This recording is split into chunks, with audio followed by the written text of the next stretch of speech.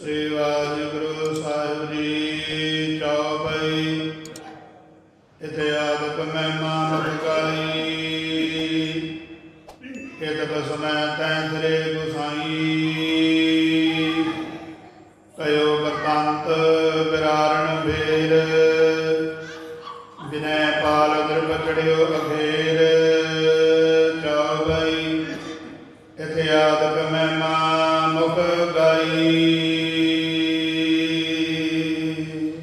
ਵਾਹਿਗੁਰੂ ਜੀ ਕਾ ਖਾਲਸਾ, ਵਾਹਿਗੁਰੂ ਜੀ ਕੀ ਫਤਿਹ। ਪਰਮ ਸਤਿਕਾਰਯੋਗ ਸਤਿਗੁਰਾਂ ਦੀ ਸਾਜੀ ਨਵਾਜੀ, ਗੁਰੂ ਪਿਆਰੀ, ਗੁਰੂ ਸਵਾਰੀ, ਗੁਰੂ ਖਾਲਸਾ ਸਾਧ ਸੰਗਤ ਜੀ, ਜੁਗੋ ਜੁਗ ਅਟਲ ਗੁਰਤਾ ਗੱਦੀ ਤੇ ਸ਼ੋਭਾਇਮਾਨ। ਦਸਾਂ ਪਾਤਸ਼ਾਹੀਆਂ ਦੀ ਆਤਮਿਕ ਜੋਤ, ਬਾਣੀ ਗੁਰੂ, ਸ਼ਬਦ ਗੁਰੂ, ਧੰਨ ਧੰਨ ਸਾਹਿਬ ਸ੍ਰੀ ਗੁਰੂ ਗ੍ਰੰਥ ਸਾਹਿਬ ਮਹਾਰਾਜ ਸੱਚੇ ਪਾਤਸ਼ਾਹ ਜੀ ਦੀ ਅਪਾਰ ਕਿਰਪਾ ਬਖਸ਼ਿਸ਼ ਰਹਿਮਤ ਦਾ ਸਦਕਾ ਗਰੀਬ ਨਵਾਜ ਸੱਚੇ ਪਾਤਸ਼ਾਹ ਜੀ ਦੇ ਪਾਵਨ ਪਵਿੱਤਰ ਚਰਨਾਂ ਕਮਲਾਂ ਵਿਖੇ ਸੰਗਤ ਰੂਪ ਵਿੱਚ ਗੁਰਦੁਆਰਾ ਸ਼ਹੀਦਾਂ ਤਪ ਅਸਥਾਨ ਸੱਚਖੰਡ ਵਾਸੀ ਸ਼੍ਰੀਮਾਨ ਸੰਤ ਬਾਬਾ ਨਿਹਾਲ ਸਿੰਘ ਜੀ, ਸੰਤ ਬਾਬਾ ਹਰਨਾਮ ਸਿੰਘ ਜੀ, ਸਤਿਗੁਰਾਂ ਦੇ ਪਵਿੱਤਰ ਅਸਥਾਨ ਗੁਰਦੁਆਰਾ ਸਾਹਿਬ ਨਗਰ ਤੱਲਣ ਵਿਖੇ ਸੰਧਿਆ ਦੇ ਦੀਵਾਨ ਦੇ ਵਿੱਚ ਹਾਜ਼ਰੀਆਂ ਭਰਨ ਦਾ ਮੌਕਾ ਮਿਲ ਰਿਹਾ ਹੈ। ਸਤਿਗੁਰੂ ਜੀ ਦੀ ਮਿਹਰ ਦਾ ਸਦਕਾ ਗਰੀਬ ਨਵਾਜ ਸੱਚੇ ਪਾਤਸ਼ਾਹ ਜੀ ਦੀ ਧੁਰ ਕੀ ਬਾਣੀ, ਰੱਬੀ ਬਾਣੀ, ਸ੍ਰੀ ਰਹਿਰਾਸ ਸਾਹਿਬ ਜੀ ਦੇ ਪਾਠ, ਸਤਿਕਾਰਯੋਗ ਗ੍ਰੰਥੀ ਸਿੰਘ ਸਾਹਿਬ ਜੀ ਦੇ ਪਾਸੋਂ ਆਪਾਂ ਸਾਰਿਆਂ ਨੇ ਰਲ ਮਿਲ ਕੇ ਸਰਵਣ ਕੀਤੇ ਹਨ, ਆਨੰਦ ਮਾਣਿਆ ਹੈ, ਲਾਹਾ ਪ੍ਰਾਪਤ ਕੀਤਾ ਹੈ। ਉਪਰੰਤ ਅਸਥਾਨ ਦੇ ਉੱਤੇ ਚੱਲ ਰਹੀ ਲੜੀਵਾਰ ਗੁਰ ਇਤਿਹਾਸ ਦੀ ਕਥਾ ਵਿੱਚ ਨਿਤਾ ਪ੍ਰਤੀ ਦੀ ਤਰ੍ਹਾਂ ਹਾਜ਼ਰੀ ਲਵਾਉਣ ਦਾ ਸੁਭਾਗ ਮਿਲਿਆ ਹੈ। ਸਤਿਗੁਰੂ ਸ੍ਰੀ ਗੁਰੂ ਗੋਬਿੰਦ ਸਿੰਘ ਸਾਹਿਬ ਮਹਾਰਾਜ ਸੱਚੇ ਪਾਤਸ਼ਾਹ ਜੀ ਦਾ ਸੋਹਣਾ ਸੁੰਦਰ ਇਤਿਹਾਸ ਚੱਲ ਰਿਹਾ ਹੈ। ਸਤਿਗੁਰੂ ਜੀ ਦੇ ਜੀਵਨ ਦੀਆਂ ਅਮੋਲਕ ਗਾਥਾਵਾਂ, ਅਨਮੋਲ ਇਤਿਹਾਸ ਆਪ ਜੀ ਸਤਿਕਾਰਯੋਗ ਗਿਆਨੀ ਪ੍ਰਵਿੰਦਰਪਾਲ ਸਿੰਘ ਜੀ ਬੁੱਟਰ ਹੋਰਾਂ ਤੋਂ ਕਾਫੀ ਲੰਬੇ ਸਮੇਂ ਤੋਂ ਸਰਵਣ ਕਰਦੇ ਆ ਰਹੇ ਹੋ। ਕਿਸੇ ਕਾਰਨ ਕਰਕੇ ਉਹਨਾਂ ਨੂੰ ਛੁੱਟੀ 'ਤੇ ਜਾਣਾ ਪਿਆ, ਥੋੜ੍ਹੀ ਲੰਬੀ ਛੁੱਟੀ 'ਤੇ, ਸੋ ਇਸ ਕਰਕੇ ਉਹਨਾਂ ਵੱਲੋਂ ਹੁਕਮ ਹੋਇਆ ਔਰ ਸਤਿਗੁਰੂ ਸ੍ਰੀ ਗੁਰੂ ਗ੍ਰੰਥ ਸਾਹਿਬ ਮਹਾਰਾਜ ਸੱਚੇ ਪਾਤਸ਼ਾਹ ਜੀ ਨੇ ਕਿਰਪਾ ਕੀਤੀ। ਆਪ ਸੰਗਤਾਂ ਦੇ ਚਰਨਾਂ ਵਿੱਚ ਗੁਰ ਇਤਿਹਾਸ ਦੀ ਕਥਾ ਦੀ ਇੱਕ ਵਾਰ ਫਿਰ ਤੋਂ ਸੇਵਾ ਸਤਿਗੁਰਾਂ ਨੇ, ਸ਼ਹੀਦਾਂ ਸਿੰਘਾਂ ਮਹਾਂਪੁਰਖਾਂ ਨੇ ਆਪ ਆਪਣੇ ਇਸ ਅਸਥਾਨ ਦੇ ਉੱਤੇ ਦਾਸ ਦੀ ਡਿਊਟੀ ਲਗਾਈ ਹੈ। ਪਿਛਲੇ ਸਮੇਂ ਵਿੱਚ ਵੀ ਸਤਿਗੁਰੂ ਜੀ ਨੇ ਕਿਰਪਾ ਕਰਕੇ ਕਈ ਮਹੀਨੇ ਲਗਾਤਾਰ ਇਸ ਸਟੇਜ ਤੋਂ, ਇਸ ਅਸਥਾਨ ਤੋਂ, ਇਸ ਗੁਰਦੁਆਰਾ ਸਾਹਿਬ ਤੋਂ ਕਥਾ ਦੀ ਸੇਵਾ ਆਪ ਸਿਰ 'ਤੇ ਮਿਹਰ ਭਰਿਆ ਹੱਥ ਰੱਖ ਕੇ ਕਰਵਾਈ। ਸੰਗਤਾਂ ਦਾ ਬਹੁਤ ਪਿਆਰ ਮਿਲਿਆ। ਗਰੀਬ ਨਵਾਜ ਸੱਚੇ ਪਾਤਸ਼ਾਹ ਕਿਰਪਾ ਕਰਨ।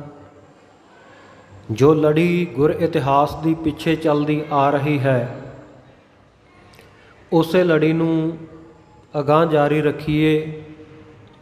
ਸ੍ਰੀ ਗੁਰਪ੍ਰਤਾਪ ਸੂਰਜ ਗ੍ਰੰਥ ਚੂੜਾਮਣੀ ਕਵੀ ਭਾਈ ਸਾਹਿਬ ਭਾਈ ਸੰਤੋਖ ਸਿੰਘ ਜੀ ਦੀ ਸ਼ਾਹਕਾਰ ਰਚਨਾ ਔਰ ਸਿੱਖੀ ਦਾ ਅਨਮੋਲ ਵਿਰਸਾ ਹੈ। ਜਿਵੇਂ ਕਿ ਇਸ ਗ੍ਰੰਥ ਦੇ ਨਾਮ ਤੋਂ ਹੀ ਸਪਸ਼ਟ ਹੋ ਜਾਂਦਾ ਹੈ, ਸ਼੍ਰੀ ਗੁਰ ਪ੍ਰਤਾਪ ਸੂਰਜ ਗ੍ਰੰਥ। ਉਹ ਗ੍ਰੰਥ, ਉਹ ਧਾਰਮਿਕ ਪੁਸਤਕ ਜਿਸ ਵਿੱਚ ਸਤਿਗੁਰੂ ਸੱਚੇ ਪਾਤਸ਼ਾਹ ਜੀ ਦੇ ਜੀਵਨ ਦਾ ਪ੍ਰਤਾਪ ਵਰਣਨ ਕੀਤਾ ਹੈ। ਸਤਿਗੁਰ ਸੱਚੇ ਪਾਤਸ਼ਾਹ ਜੀ ਦੇ ਇਤਿਹਾਸ ਨੂੰ ਸੁੰਦਰ ਛੰਦਾਬੰਦੀ ਵਿੱਚ ਕਿਤੇ ਚੌਪਈ, ਕਿਤੇ ਦੋਹਰਾ, ਕਿਤੇ ਕਵਿੱਤ, ਵੱਖ-ਵੱਖ ਕਾਵਿ ਵੰਨਗੀਆਂ ਦੁਆਰਾ ਭਾਈ ਸਾਹਿਬ ਭਾਈ ਸੰਤੋਖ ਸਿੰਘ ਜੀ ਨੇ ਸੰਗਤਾਂ ਦੇ ਵਿੱਚ ਆਪਣੀ ਕਲਮ ਦੁਆਰਾ ਸੇਵਾ ਕਰਦੇ ਹੋਏ ਜਿਸ ਪ੍ਰਕਾਰ ਪਹੁੰਚਾਇਆ ਹੈ।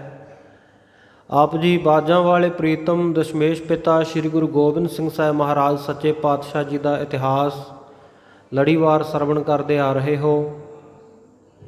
ਆਓ, ਜਿਵੇਂ ਸਤਿਗੁਰ ਸੱਚੇ ਪਾਤਸ਼ਾਹ ਜੀ ਦੇ ਇਤਿਹਾਸ ਦੀ ਕਥਾ ਆਪ ਜੀ ਨੇ ਪਿੱਛੇ ਸਰਵਣ ਕੀਤੀ, ਬੀਤੇ ਕੱਲ੍ਹ ਦੇ ਦੀਵਾਨ ਵਿੱਚ ਆਪ ਜੀ ਨੇ ਸਰਵਣ ਕੀਤਾ ਕਿ ਸਤਿਗੁਰੂ ਸ੍ਰੀ ਗੁਰੂ ਗੋਬਿੰਦ ਸਿੰਘ ਸਾਹਿਬ ਮਹਾਰਾਜ ਸੱਚੇ ਪਾਤਸ਼ਾਹ ਜੀ ਮਾਲਵੇ ਦੀ ਧਰਤੀ ਜੰਗਲ ਦੇਸ਼ ਦੇ ਵਿੱਚ ਵਿਚਰ ਰਹੇ ਹਨ। ਸਤਿਗੁਰੂ ਸੱਚੇ ਪਾਤਸ਼ਾਹ ਜੀ ਦੇ ਨਾਲ ਉਸ ਇਲਾਕੇ ਦੇ ਬੈਰਾੜ ਭਾਈ ਡੱਲਾ ਜੀ ਅਤੇ ਹੋਰ ਬਹੁਤ ਸਾਰੇ ਗੁਰਸਿੱਖ ਪਿਆਰੇ ਸਤਿਗੁਰੂ ਜੀ ਦੇ ਨਾਲ ਵਿਚਰਦੇ ਹਨ ਇਲਾਕੇ ਵਿੱਚ, ਕਿਉਂਕਿ ਆਪ ਜੀ ਨੂੰ ਪਤਾ ਹੈ ਕਿ ਇਹ ਮਾਲਵਾ ਦੇਸ਼, ਜਿਹਨੂੰ ਜੰਗਲ ਦੇਸ਼ ਕਿਹਾ ਜਾਂਦਾ ਸੀ, ਜੰਗਲ ਦਾ ਇਲਾਕਾ, ਦੂਰ ਦੂਰ ਤੱਕ ਰੋਹੀ ਬੀਆਵਾਨ, ਬਹੁਤ ਦੂਰ ਦਰਾਡੇ ਵਸੋਂ ਹੁੰਦੀ ਸੀ। ਪਿੰਡ ਦੂਰ ਦੂਰ ਸਨ, ਨੇੜੇ ਨੇੜੇ ਨਹੀਂ ਸਨ। ਔਰ ਬੈਰਾੜਾਂ ਦੀ ਇੰਨੀ ਧਾਂਕ ਸੀ ਇਸ ਇਲਾਕੇ ਦੇ ਵਿੱਚ ਕਿ ਹਿੰਦੁਸਤਾਨ ਦਾ ਚੱਕਰਵਰਤੀ ਸਮਰਾਟ, ਚੱਕਰਵਰਤੀ ਬਾਦਸ਼ਾਹ ਔਰੰਗਜ਼ੇਬ, ਉਹ ਇਸ ਇਲਾਕੇ ਵੱਲ ਅੱਖ ਚੁੱਕ ਕੇ ਵੀ ਨਹੀਂ ਦੇਖਦਾ ਸੀ, ਕਿਉਂਕਿ ਬੈਰਾੜ ਬਹੁਤ ਬਹਾਦਰ ਕੌਮ ਸਾਡੇ ਸਿੱਖਾਂ ਦੇ ਵਿੱਚ ਹੋਈ ਹੈ। ਔਰ ਆਪ ਜੀ ਦੇ ਵਿੱਚੋਂ ਬਹੁਤਿਆਂ ਨੂੰ ਚੇਤੇ ਹੋਵੇ ਕਿ 20ਵੀਂ ਸਦੀ ਦੇ ਮਹਾਨ ਸਿੱਖ, ਕਹਿਣੀ ਅਤੇ ਕਰਨੀ ਦੇ ਪੂਰੇ ਮਰਦੇ ਮੁਜਾਹਿਦ, ਦਮਦਮੀ ਟਕਸਾਲ ਦੇ 14ਵੇਂ ਮੁਖੀ ਸ਼੍ਰੀਮਾਨ ਸੰਤ ਗਿਆਨੀ ਜਰਨੈਲ ਸਿੰਘ ਜੀ ਖਾਲਸਾ ਭਿੰਡਰਾਂ ਵਾਲੇ, ਉਹ ਵੀ ਇਸ ਬੈਰਾੜ ਕੁਲ ਦੇ ਵਿੱਚ ਹੀ ਪੈਦਾ ਹੋਏ। ਬੈਰਾੜਾਂ ਨੇ ਇਤਿਹਾਸ ਨੂੰ ਸਿਰਜਿਆ, ਸਾਂਭਿਆ, ਔਰ ਮਾਲਵੇ ਦੇਸ਼ ਦੇ ਵਿੱਚ ਉਹਨਾਂ ਦੀ ਇੰਨੀ ਧਾਂਕ ਸੀ ਕਿ ਸਤਿਗੁਰੂ ਸ੍ਰੀ ਗੁਰੂ ਗੋਬਿੰਦ ਸਿੰਘ ਸਾਹਿਬ ਮਹਾਰਾਜ ਜੀ ਨੇ ਜਿਸ ਵੇਲੇ ਜ਼ਫਰਨਾਮਾ ਲਿਖਿਆ, ਉਸ ਵੇਲੇ ਔਰੰਗਜ਼ੇਬ ਨੂੰ ਕਹਿੰਦੇ ਨੇ, ਐ ਔਰੰਗਿਆ, ਤੇਰੇ ਪਾਪਾਂ ਦੀ ਲਿਸਟ ਬੜੀ ਲੰਮੀ ਹੈ, ਤੇਰੇ ਪਾਪਾਂ ਦੀ ਬੜੀ ਲੰਮੀ ਕਤਾਰ ਹੈ, ਪਰ ਜੇ ਤੂੰ ਇਹਨਾਂ ਪਾਪਾਂ ਨੂੰ ਬਖਸ਼ਾਉਣਾ ਚਾਹੁੰਦਾ ਹੈ ਤਾਂ ਤੂੰ ਬਿਨਾਂ ਝਿਜਕ ਮੇਰੇ ਕੋਲ ਇਸ ਮਾਲਵੇ ਦੇਸ਼ ਦੇ ਵਿੱਚ, ਜੰਗਲ ਦੇਸ਼ ਦੇ ਵਿੱਚ ਆ ਕੇ ਆਪਣੇ ਗੁਨਾਹਾਂ ਤੋਂ ਤੌਬਾ ਕਰ ਲੈ, ਮਾਫੀ ਮੰਗ ਲੈ। ਹਾਂ, ਜੇਕਰ ਤੈਨੂੰ ਡਰ ਹੈ ਬੈਰਾੜਾਂ ਦਾ ਕਿ ਬੈਰਾੜ ਮੈਨੂੰ ਇਸ ਇਲਾਕੇ ਵਿੱਚ ਆਏ ਨੂੰ ਮਾਰ ਨਾ ਦੇਣ, ਮੇਰਾ ਕੋਈ ਨੁਕਸਾਨ ਨਾ ਕਰ ਦੇਣ, ਤੇ ਸਤਿਗੁਰ ਸੱਚੇ ਪਾਤਸ਼ਾਹ ਕਹਿੰਦੇ ਉਹਨਾਂ ਦੀ ਜ਼ਿੰਮੇਵਾਰੀ ਮੈਂ ਲੈਂਦਾ ਹਾਂ, ਕਿਉਂਕਿ ਸਾਰੀ ਬੈਰਾੜ ਕੌਮ ਮੇਰੇ ਕਹਿਣੇ ਵਿੱਚ ਹੈ। ਕੋਈ ਤੇਰੀ ਹਵਾ ਵੱਲ ਵੀ ਨਹੀਂ ਦੇਖੇਗਾ। ਜੇ ਤੂੰ ਪਾਪਾਂ ਤੋਂ ਤੌਬਾ ਕਰਨਾ ਚਾਹੁੰਦਾ ਤਾਂ ਮਾਲਵੇ ਦੇਸ਼ ਵਿੱਚ ਆ ਜਾ।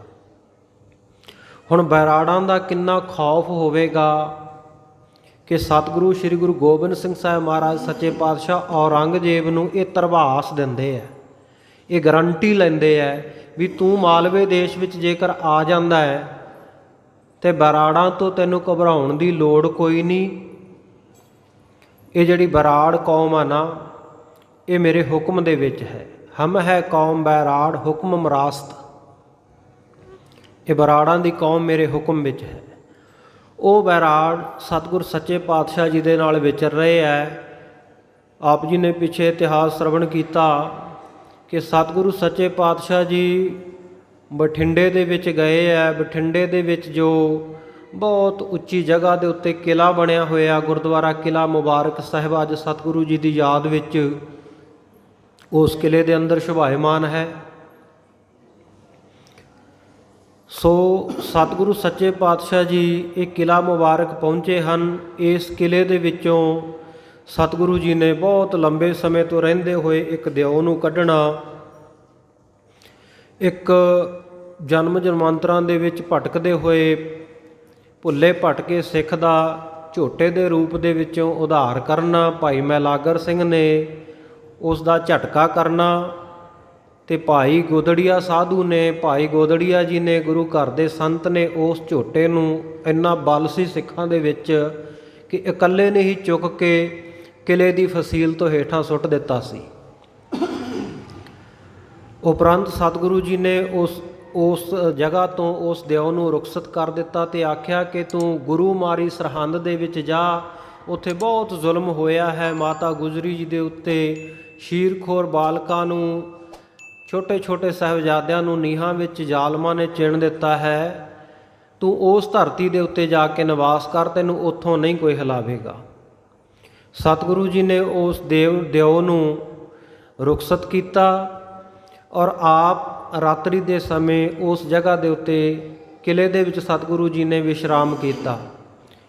ਰਾਤ ਦੇ ਸਮੇਂ ਕੁਝ ਵਪਾਰੀ ਊਠਾਂ ਦੇ ਉੱਤੇ ਮਾਲ ਲੱਦ ਕੇ ਆਏ ਔਰ ਕਿਲ੍ਹੇ ਦੇ ਬਾਹਰ ਉਹਨਾਂ ਨੇ ਡੇਰਾ ਕੀਤਾ, ਟਿਕਾਣਾ ਕੀਤਾ, ਅਤੇ ਉਹਨਾਂ ਨੇ ਬੜੀਆਂ ਸੰਗੀਤਕ ਧੁਨਾਂ ਦੇ ਨਾਲ ਬੜੀ ਰਸ ਭਿੰਨੀ ਆਵਾਜ਼ ਦੇ ਵਿੱਚ ਸੱਸੀ ਪੁੰਨੂ ਦਾ ਕਿੱਸਾ ਗਾਇਨ ਕੀਤਾ। ਟਿਕੀ ਹੋਈ ਰਾਤ ਦੇ ਵਿੱਚ ਦੂਰ ਦੂਰ ਤੱਕ ਉਹਨਾਂ ਦੀ ਆਵਾਜ਼ ਗਈ। ਉਹਨਾਂ ਦੀ ਆਵਾਜ਼ ਔਰ ਸੁੰਦਰ ਜਿਹੜਾ ਸੁਰਤਾਲ ਸੀ ਉਸ ਦੇ ਨਾਲ ਵਾਤਾਵਰਨ ਬੜਾ ਵਿਰਾਗਮਈ, ਬੜਾ ਸੁਰੀਲਾ ਬਣ ਗਿਆ। ਸਤਿਗੁਰੂ ਜੀ ਵੀ ਆਪਣੇ ਆਸਣ ਦੇ ਉੱਤੇ ਬੈਠੇ ਹੋਏ ਸੁਣ ਰਹੇ ਹੈ। ਸਵੇਰ ਦਾ ਵੇਲਾ ਅੰਮ੍ਰਿਤ ਵੇਲਾ ਹੋਇਆ। ਸਤਿਗੁਰੂ ਸੱਚੇ ਪਾਤਸ਼ਾਹ ਜੀ ਨੇ ਸਿੱਖਾਂ ਨੂੰ ਆਖਿਆ ਕਿ ਭਾਈ ਰਾਤ ਜਿਹੜੇ ਬੰਦੇ ਬਾਹਰ ਸੱਸੀ ਪੁੰਨੂ ਦਾ ਕਿੱਸਾ ਗਾਇਨ ਕਰ ਰਹੇ ਸਨ ਉਹਨਾਂ ਨੂੰ ਬੁਲਾ ਕੇ ਲੈ ਕੇ ਆਓ। ਸਤਿਗੁਰੂ ਜੀ ਦੇ ਸਨਮੁਖ ਬੁਲਾ ਕੇ ਲਿਆਂਦਾ। ਸਤਿਗੁਰੂ ਜੀ ਕਹਿੰਦੇ ਭਾਈ ਜਿਹੜਾ ਸੱਸੀ ਪੁੰਨੂ ਦਾ ਕਿੱਸਾ ਰਾਤ ਤੁਸੀਂ ਗਾਇਨ ਕਰਦੇ ਸੀ ਨਾ, ਉਹ ਸਾਨੂੰ ਇੱਕ ਵਾਰ ਫਿਰ ਤੋਂ ਸੁਣਾਓ। ਉਹ ਕੁਝ ਸ਼ਰਮਾਏ ਕਿ ਹੁਣ ਗੁਰੂ ਸਾਹਿਬ ਦੇ ਸਾਹਮਣੇ ਉਹ ਇਸ਼ਕ ਮਜਾਜੀ ਵਾਲਾ ਕਿੱਸਾ ਕਿਵੇਂ ਗਾਇਨ ਕਰੀਏ। ਕਹਿਣ ਲੱਗੇ ਮਹਾਰਾਜ ਸੱਚੇ ਪਾਤਸ਼ਾਹ ਸਾਨੂੰ ਲੱਜਿਆ ਆਉਂਦੀ ਹੈ, ਸ਼ਰਮ ਆਉਂਦੀ ਹੈ, ਅਸੀਂ ਤੁਹਾਡੇ ਸਾਹਮਣੇ ਬੋਲ ਨਹੀਂ ਸਕਦੇ, ਤੁਹਾਡੇ ਸਾਹਮਣੇ ਨਹੀਂ ਸੁਣਾ ਸਕਦੇ। ਸਤਿਗੁਰੂ ਜੀ ਕਹਿੰਦੇ ਭਾਈ ਕਨਾਤਾਂ ਤਾਣ ਦਿਓ। ਪਰਦਾ ਕਰ ਦਿੱਤਾ ਗਿਆ। ਕਹਿੰਦੇ ਹੁਣ ਓਹਲੇ ਵਿੱਚ ਬਹਿ ਕੇ ਸੁਣਾਓ, ਪਰ ਹਾਂ ਸ਼ਰਤ ਇੱਕ ਹੈ ਕਿ ਜਿਵੇਂ ਤੁਸੀਂ ਰਾਤ ਬੜਾ ਸੁਰ ਤਾਲ ਔਰ ਵੈਰਾਗ ਦੇ ਵਿੱਚ ਭਿੱਜ ਕੇ ਗਾਇਨ ਕੀਤਾ ਨਾ ਸੱਸੀ ਪੁੰਨੂ ਦਾ ਕਿੱਸਾ, ਉਸੇ ਤਰਜ਼ ਦੇ ਵਿੱਚ ਗਾਇਓ। ਇਹਨਾਂ ਨੇ ਪਰਦੇ ਦੇ ਓਹਲੇ ਬਹਿ ਕੇ ਗਾਇਆ। ਰਾਤ ਵਾਲੀ ਗੱਲ ਤਾਂ ਨਾ ਬਣੀ, ਪਰ ਸਤਿਗੁਰੂ ਸੱਚੇ ਪਾਤਸ਼ਾਹ ਜੀ ਨੇ ਇਹਨਾਂ ਦੀ ਇਸ ਗਾਇਨ ਕਲਾ ਤੋਂ ਖੁਸ਼ ਹੋ ਕੇ ਇਹਨਾਂ ਨੂੰ ਬਹੁਤ ਸਾਰੇ ਇਨਾਮ ਦਿੱਤੇ। ਕੁਝ ਕੁ ਸਿੱਖਾਂ ਨੇ ਸ਼ੰਕਾ ਕੀਤਾ, ਕਿਉਂਕਿ ਸਾਰੇ ਤਰ੍ਹਾਂ ਦੇ ਸਿੱਖ ਹੁੰਦੇ ਹੈ, ਕੁਝ ਤੇ ਸਿਰਕੀ ਸਿੱਖ ਹੁੰਦੇ ਆ, ਪ੍ਰੇਮ ਵਾਲੇ ਸਿੱਖ ਹੁੰਦੇ ਹੈ, ਕੁਝ ਕੁ ਆਪਣੇ ਵਰਗੇ ਵੀ ਹੁੰਦੇ ਆ ਜਿਨ੍ਹਾਂ ਨੂੰ ਗੱਲ ਦੇ ਉੱਤੇ ਸ਼ੰਕਾ ਗੁਰੂ 'ਤੇ ਹੀ ਹੋ ਜਾਂਦੀ ਹੈ। ਸਿੱਖਾਂ 'ਤੇ ਤਾਂ ਹੋਣੀ ਹੈ, ਗੁਰੂ 'ਤੇ ਹੀ ਸ਼ੰਕਾ ਕਰਨ ਲੱਗ ਜਾਂਦੇ ਆ। ਉਹ ਮਨ ਵਿੱਚ ਸੋਚਦੇ ਹੈ ਵੀ ਕਿੱਥੇ ਦੀਨ ਦੁਨੀ ਦਾ ਪਾਤਸ਼ਾਹ ਗੁਰੂ ਗੋਬਿੰਦ ਸਿੰਘ ਸਾਹਿਬ ਮਹਾਰਾਜ ਗੁਰੂ ਨਾਨਕ ਦੀ ਗੱਦੀ ਦਾ ਵਾਰਸ, ਵੀ ਆ ਗੁਰੂ ਕਿਹੜੇ ਕੰਮੀ ਪੈ ਗਿਆ, ਸੱਸੀ ਪੁੰਨੂ ਸੁਣਨ ਲੱਗਿਆ। ਮਹਾਰਾਜ ਸੱਚੇ ਪਾਤਸ਼ਾਹ ਨੇ ਉਹਨਾਂ ਦੀ ਇਹ ਸ਼ੰਕਾ ਦੂਰ ਕਰਨ ਵਾਸਤੇ, ਕਿਉਂਕਿ ਗੁਰੂ ਤਾਂ ਉਹੀ ਹੈ ਨਾ ਜਿਹੜਾ ਹਰ ਪ੍ਰਕਾਰ ਦੀ ਸ਼ੰਕਾ ਨਿਵਰਤ ਕਰ ਦੇਵੇ। ਜੇ ਮਨ ਵਿੱਚ ਸ਼ੰਕਾ ਹੀ ਰਹਿ ਗਈ ਤਾਂ ਫਿਰ ਗੁਰੂ ਕਾਹਦਾ ਹੋਇਆ, ਫਿਰ ਗੁਰੂ ਪੂਰਾ ਤਾਂ ਨਾ ਹੋਇਆ ਨਾ। ਮਹਾਰਾਜ ਸੱਚੇ ਪਾਤਸ਼ਾਹ ਕਹਿਣ ਲੱਗੇ ਭਾਈ ਗੱਲ ਇਸ਼ਕ ਮਜਾਜੀ ਦੀ ਜਾਂ ਇੱਕ ਸੱਸੀ ਪੁੰਨੂ ਦੇ ਕਿੱਸੇ ਦੀ ਨਹੀਂ ਹੈ। ਕਹਿੰਦੇ ਵੇਖੋ ਜਿਵੇਂ ਉਹ ਸੱਸੀ ਸੀ ਅਤੇ ਉਹ ਸੱਸੀ ਅਤੇ ਪੁੰਨੂ ਦਾ ਆਪਸ ਦੇ ਵਿੱਚ ਵਿਆਹ ਹੋਇਆ। ਕੇਚ ਮਕਰਾਨ ਦੇ ਇਲਾਕੇ ਦੇ ਵਿੱਚ ਇਹ ਰਹਿੰਦੇ ਸਨ, ਸਿੰਧ ਦੇ ਇਲਾਕੇ ਵਿੱਚ। ਹਾਲਾਂਕਿ ਕਿੱਸਾ ਪੰਜਾਬ ਵਿੱਚ ਜ਼ਿਆਦਾ ਮਸ਼ਹੂਰ ਹੈ, ਪੰਜਾਬੀ ਗਾਇਕਾਂ ਨੇ ਜ਼ਿਆਦਾ ਮਸ਼ਹੂਰ ਕੀਤਾ ਹੈ, ਪਰ ਕੇਚ ਮਕਰਾਨ ਦਾ ਇਲਾਕਾ ਸੀ, ਉੱਥੋਂ ਦਾ ਇਹ ਪੁੰਨੂ ਸੀ। ਇਹ ਤਕੜੇ ਘਰਾਣੇ ਦੇ ਵਿੱਚੋਂ ਸੀ। ਸੱਸੀ ਜਿਹੜੀ ਸੀ ਉਹ ਦੁਨਿਆਵੀ ਤੌਰ 'ਤੇ ਥੋੜ੍ਹੇ ਜਿਹੇ ਨੀਵੇਂ ਦਰਜੇ ਦੇ ਵਿੱਚ ਪਰਿਵਾਰ ਦੇ ਵਿੱਚੋਂ ਸੀ। ਇਸ ਕਰਕੇ ਘਰ ਦੇ ਜਿਹੜੇ ਇਹਨਾਂ ਦੇ ਭਰਾ ਸਨ ਨਾ, ਉਹ ਪੁੰਨੂ ਨੂੰ ਰਾਤ ਨੂੰ ਸੁੱਤੇ ਪਿਆਂ ਉਠਾ ਕੇ ਲੈ ਗਏ ਸਨ। ਔਰ ਇਹ ਸੱਸੀ ਉਹਨੂੰ ਲੱਭਦੀ ਉਹ ਤਪਦੇ ਥਲਾਂ ਦੇ ਵਿੱਚ ਸੜ ਭੁੱਜ ਕੇ ਉਹਨੇ ਆਪਣਾ ਸਰੀਰ ਤਿਆਗ ਦਿੱਤਾ ਸੀ। ਸਤਿਗੁਰ ਸੱਚੇ ਪਾਤਸ਼ਾਹ ਕਹਿੰਦੇ ਜਿਹੜੀ ਧਰਤੀ ਦੇ ਵਿੱਚ ਉਂਗਲ ਨਹੀਂ ਖੁੱਭ ਸਕਦੀ, ਉਹ ਪਤੀ ਵਰਤਾ ਧਰਮ ਵਿੱਚ ਪ੍ਰੇਮ ਦੇ ਵਿੱਚ ਇੰਨੀ ਭਿੱਜੀ ਹੋਈ ਸੀ, ਇੰਨੀ ਪਰਪੱਕ ਬੀਬੀ ਸੀ ਕਿ ਉਹਨੇ ਪ੍ਰੇਮ ਦੇ ਵਿੱਚ ਆ ਕੇ ਆਪਣੇ ਪਿਆਰੇ ਤੋਂ ਪ੍ਰਾਣ ਨਿਸ਼ਾਵਰ ਕਰ ਦਿੱਤੇ। ਆਪਣੇ ਪਤੀ ਵਰਤਾ ਧਰਮ ਨੂੰ ਉਹਨੇ ਪਾਲਿਆ। ਇਸ ਕਰਕੇ ਸਿੱਖੋ, ਇਸ ਤੋਂ ਸਿੱਖਿਆ ਆਪਾਂ ਇਹ ਲੈਣੀ ਹੈ ਕਿ ਦੁਨਿਆਵੀ ਪਿਆਰ ਕਰਨ ਵਾਲੇ, ਦੁਨਿਆਵੀ ਇਸ਼ਕ ਮਜਾਜੀ ਵਾਲੇ ਆਸ਼ਿਕ, ਉਹ ਜੇਕਰ ਆਪਣੇ ਪਿਆਰੇ ਦੀ ਖਾਤਰ ਪ੍ਰਾਣ ਤਿਆਗ ਸਕਦੇ ਹੈ ਤੇ ਗੁਰੂ ਦਾ ਸਿੱਖ ਨਾਲ ਕਿੰਨਾ ਪ੍ਰੇਮ ਹੋਣਾ ਚਾਹੀਦਾ। ਇਹਨਾਂ ਸਤਰਾਂ ਨੂੰ ਭਾਈ ਗੁਰਦਾਸ ਜੀ ਨੇ ਵੀ ਆਪਣੀਆਂ ਵਾਰਾਂ ਵਿੱਚ ਆਖਿਆ, ਲੈ ਲੈ ਮਜਨੂ ਆਸ਼ਕੀ ਚੌ ਚੱਕੀ ਜਾਤੀ, ਸੋਰਠ ਬੀਜਾ ਗਾਵੀਐ ਗਾਵਨ ਪ੍ਰਭਾਤੀ, ਰਾਂਝਾ ਹੀਰ ਵਖਾਣੀਐ ਜਸ ਸੁਗੜਾ ਬਾਤੀ। ਸੋ ਇਹ ਸਾਰੀਆਂ ਉਦਾਹਰਨਾਂ ਭਾਈ ਗੁਰਦਾਸ ਜੀ ਨੇ ਦਿੱਤੀਆਂ ਹਨ। ਔਰ ਅੰਤ ਦੇ ਵਿੱਚ ਜ਼ਿਕਰ ਕੀਤਾ ਹੈ ਕਿ ਗੁਰੂ ਤੇ ਸਿੱਖ ਦਾ ਪ੍ਰੇਮ ਕਿਵੇਂ ਹੋਵੇ। ਇਹ ਦੁਨਿਆਵੀ ਉਦਾਹਰਨਾਂ ਦੇ ਕੇ ਅਧਿਆਤਮਿਕ ਉਪਦੇਸ਼ ਬਖਸ਼ਿਸ਼ ਕੀਤਾ। ਸਤਿਗੁਰ ਸੱਚੇ ਪਾਤਸ਼ਾਹ ਜੀ ਕਹਿੰਦੇ ਇਹ ਪ੍ਰੇਮ ਦੀ ਖੇਡ ਹੈ, ਗੁਰੂ ਦੇ ਸਿੱਖ ਦਾ ਪ੍ਰੇਮ ਕਿੰਨਾ ਹੋਵੇ। ਇਉਂ ਸਤਿਗੁਰ ਸੱਚੇ ਪਾਤਸ਼ਾਹ ਜੀ ਨੇ ਸਾਰੇ ਸਿੱਖਾਂ ਦਾ ਸ਼ੰਕਾ ਨਿਵਰਤ ਕੀਤਾ। ਇੱਥੋਂ ਤੱਕ ਆਪ ਜੀ ਇਤਿਹਾਸ ਪਿੱਛੇ ਸਰਵਣ ਕਰ ਚੁੱਕੇ ਹੋ। ਆਓ ਅੱਗੇ ਜਿਵੇਂ ਗਰੀਬ ਨਵਾਜ਼ ਸੱਚੇ ਪਾਤਸ਼ਾਹ ਜੀ ਦਾ ਸੋਹਣਾ ਸੁੰਦਰ ਇਤਿਹਾਸ ਭਾਈ ਸਾਹਿਬ ਭਾਈ ਸੰਤੋਖ ਸਿੰਘ ਜੀ ਨੇ ਲਿਖਤ ਰੂਪ ਦੇ ਵਿੱਚ ਸਾਡੇ ਤੱਕ ਪਹੁੰਚਾਇਆ ਹੈ, ਬੜੇ ਪਿਆਰ ਨਾਲ ਸਰਵਣ ਕਰੀਏ ਜੀ। ਮਨ ਬਿਰਤੀਆਂ ਦੀ ਇਕਾਗਰਤਾ ਲਈ ਇੱਕ ਵਾਰ ਫਿਰ ਉਚਾਰਨ ਕਰੋ, ਸਤਨਾਮ ਸ੍ਰੀ ਵਾਹਿਗੁਰੂ ਜੀ।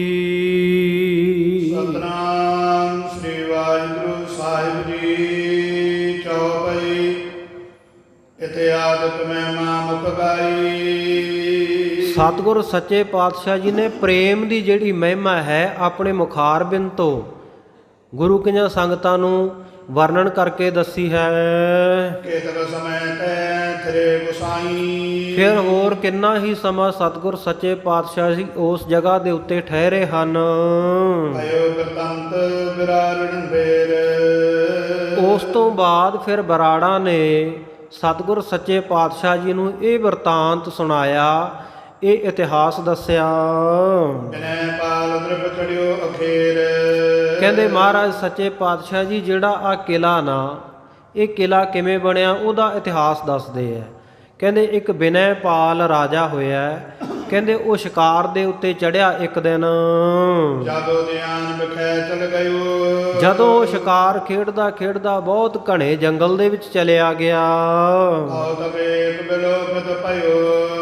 ਤਾਂ ਉਹਨੇ ਕੀ ਵੇਖਿਆ ਕਿ ਸਾਹਮਣੇ ਇੱਕ ਬੜਾ ਅਚਰਜ ਕੌਤਕ ਵਰਤਿਆ, ਐਸਾ ਵਰਤਾਰਾ ਵਰਤਿਆ। ਉਹਨੇ ਦੇਖਿਆ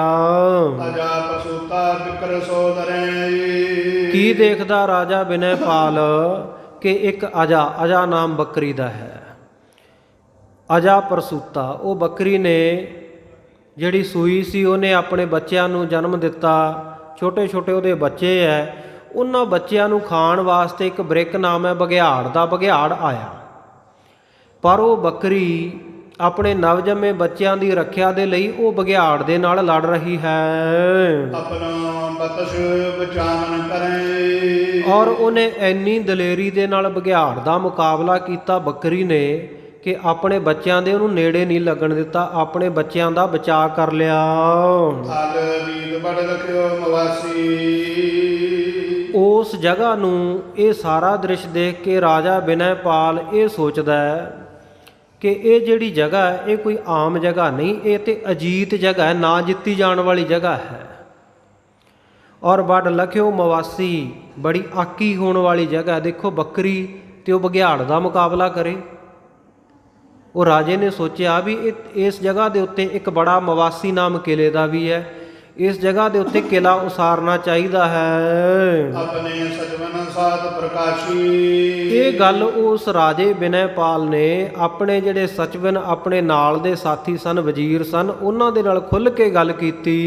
ਸ਼ੀਘਰ ਦੁਰਗ ਕੋ ਪਾਵਨ ਕਰੀਐ। ਹੁਕਮ ਕਰ ਦਿੱਤਾ ਕਿ ਬੜੀ ਜਲਦੀ, ਬੜੀ ਸ਼ੀਘਰਤਾ ਦੇ ਨਾਲ, ਤੀਬਰਤਾ ਦੇ ਨਾਲ ਇਸ ਜਗ੍ਹਾ ਦੇ ਉੱਤੇ ਕਿਲੇ ਦੀ ਉਸਾਰੀ ਕਰੀਏ। ਜਿਤ ਕਿਤ ਤੇ ਨਰ ਪੁੰਜ ਕਰੀਐ। ਕਹਿਣ ਲੱਗੇ ਜੀ ਇੰਨੀ ਜਲਦੀ ਤਾਂ ਇਹ ਤਾਂ ਬਹੁਤ ਸਾਰੇ ਬੰਦੇ ਚਾਹੀਦੇ ਆ, ਬੜੀ ਲੇਬਰ ਚਾਹੀਦੀ ਹੈ, ਬੜੇ ਮਜ਼ਦੂਰ ਚਾਹੀਦੇ ਆ।